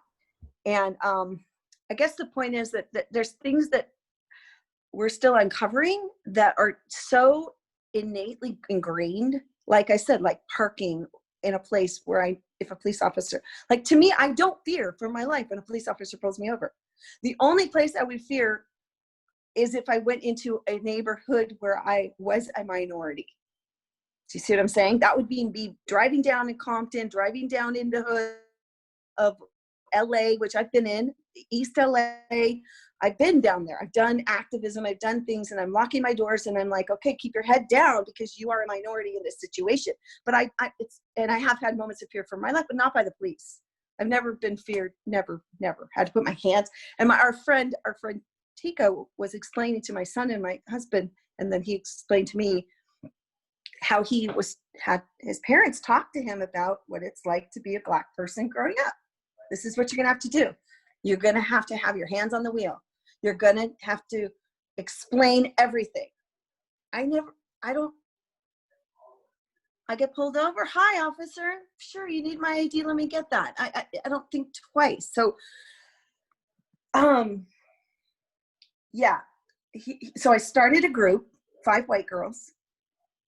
It's 4 other women that I know I call it doing the homework, meaning they've watched maybe 13th. It's a very powerful film. I just got educated that instead of calling the 5 boys that were in Central Park 5, calling them the exonerated 5. That's powerful. And there's a Netflix series, I think it's 6 shows, and there's also a film that's very powerful. We've been watching so many films, The Banker, Harriet. So I feel, I don't know where this is going, but The Help. What's that? The Help. You seen the film, The Help? I have seen The Help. Yeah, I saw that a long time ago. Yeah, like in Driving Miss Daisy. But I feel like, I'm really glad you asked me that question, because if you can tell, I'm like, I'm uncomfortable, because I'm not uncomfortable, but I'm just awkward because I'm still figuring out my place in the narrative. Right now, what I'm doing is booking a lot of really diverse guests on Jane Unchained. In our lunch break lives, I'm a little bit limited, because we are going with the people who are already contributors who know how to go live, and then they do a split screen with someone, or they are alone because we're doing social distancing. Whereas I used to be able to just go to anybody's house, anybody, anywhere, and be right there with them filming. So I can't do that anymore right now. So, but that's important to me, that we have it, and has been since I started booking 2.5 years ago, almost 3 years ago. And so my goal with the 5 of us, the 5 white girls, is to have conversations for what it means to be bright privileged. How does it show up in your life, and how can we be responsible and shift? I mean, that right there would be a great short documentary film.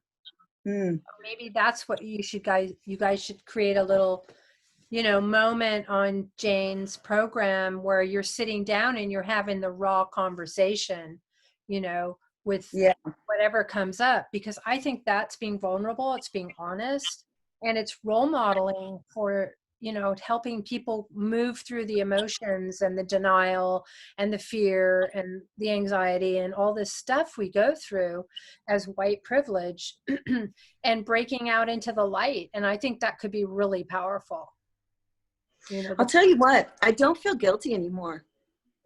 In fact, because guilt keeps us, so this is a good one, Jamin, too, is in regards to the cheese, is that if you feel guilty, I think, to me, what I've recently distinguished is that's another way to stay paralyzed and not take responsibility. When you take responsibility, like you say, okay, I have an addiction, that's what you've done. Yeah, you've already done that.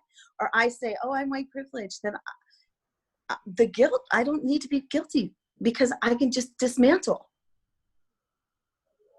Take ownership of, and feel sad the way this has been set up and the way our country's been set up, and designed, and see what I can do to make an impact. That's the next thing, is what steps can we take? So I'm starting with those 5, and then we'll go from there, we'll branch out. And it just so happened, it was like, I was already having conversations with people, and I was like, so, it may grow, I may grow bigger, or it could be people find your 5, find your handful that you can have deep conversations with. People that you trust, that that are doing the homework, that are willing, that are open, and are ready. And then and then the next group will start. It's like, anyway, I maybe that's it. But I like what you said about it. Maybe we'll film it, or we'll do Zooms. It'll be like one Zoom recording after the next. Well, Jackie Solomon and I have been talking about starting a book reading on the divine feminine around a white fragility, and bringing people into the conversation about that, and having people read it, parts of it or the whole of it, and actually talking it through on the platform. Count me in. Yeah, okay. I'll let her know. Definitely. Okay. I know Silas has been so patient. He's had his hand up for a really long time. Is that all right, Paige? Of course. Yes, please. Yeah, I just wanted to talk about privilege in general, because we all have privileges, especially as human beings. We have privileges that any other animal does not have the privileges that we do, right? All animals are afraid of us because we have that privilege. And when we go vegan, we are literally giving up that privilege and saying we don't want to have that privilege, the human privilege. And then we discover that when we do that, we actually get healthier, happier, and we are using less of the planet. And simultaneously, everyone is happy. The animals are happy because of that, and we are happy too. So I see that as general, meaning anyone who gives up whatever privilege they have. I have male privilege, right?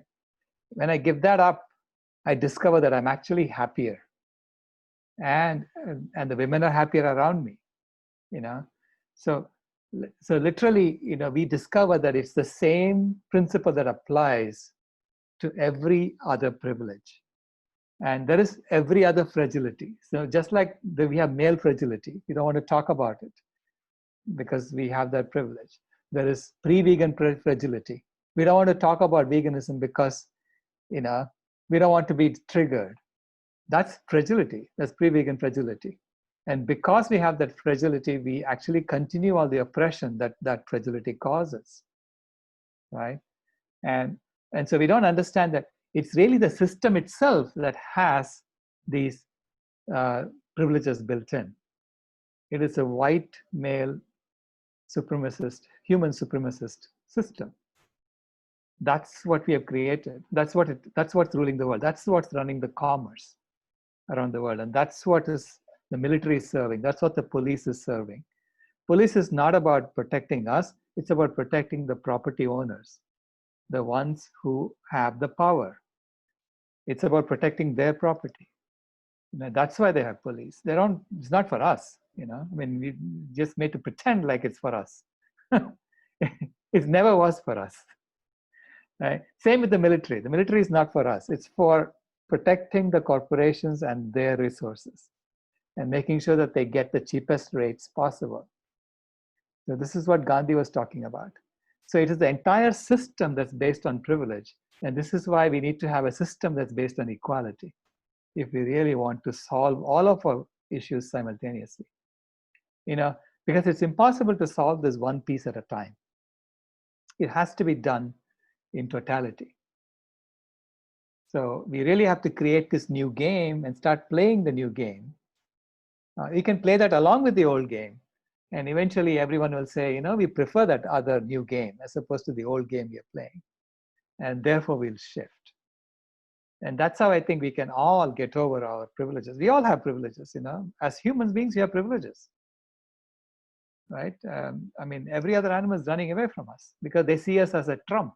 That's how bad we are as a species to other animals.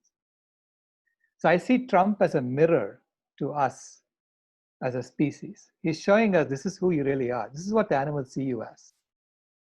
He's also a mirror to white people to say, this is what Black people see you as. This is how bad you look. So he's literally like a mirror for all the bad things that are in our society.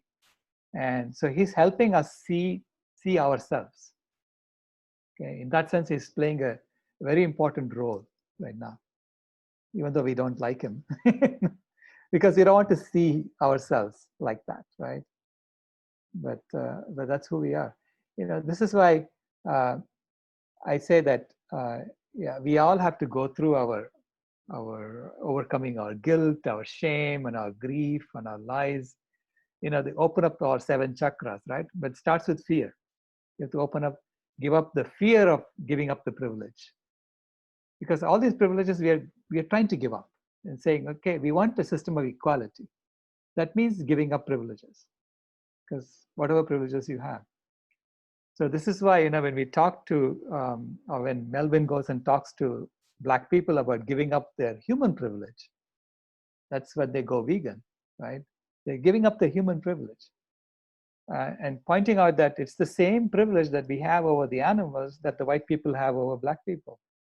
It's because it's a system of privileges. We are stuck in that at the moment. But we can create a system of non-privileges. We can really literally create a system of equality. That's a different game. It's a game of love. Whereas the current game is a game of fear. Because economic activity is driven through fear. It's driven through, if you don't do this for the master, you're going to starve and die. That's what earning a living means. Because we use that term very commonly, right? You have to go earn a living. You have to go get educated so you can earn a living. Well, what does earn a living mean? That means there is no fundamental right to life. It says that if you don't serve the master, you're not entitled to live. It's a very colonialist term that is so common that we use it all the time. It's in our language and we don't even say it, but it's a very colonialist term because no other animal has to earn a living. I'm so sorry for interrupting. My mom's calling, so I'm going to duck away to talk to mom, but carry on and recording. You can change that if you want to. Yeah. Well, thank you. I just wanted to say that, thank you, Paige, for going through the process you're going through, but understand that we are all going through something like that. It's whatever privilege we have. Yeah. So for veganism also, I had to go through all these privileges. I had to overcome my guilt. I had to overcome my shame, my grief, my delusions, my lies, and the attachments. So it is the same 7 chakras that we open for when we give up something. Our addictions. Hey, your group is reading a book. I don't know if you ever heard of Soul of Black Folks by W.D. Du Bois. It really addresses the issue of the race problem in the United States. Recently, it's been white writers who have been, like D'Angelo and other ones who have been, came out and very courageously and aptly started pointing out white privilege. But there were Black writers who were doing it before them. And check out W.D. Du Bois. I think you guys would like him a lot. Okay, W.D. Du Bois. Okay. W.E. Du Bois.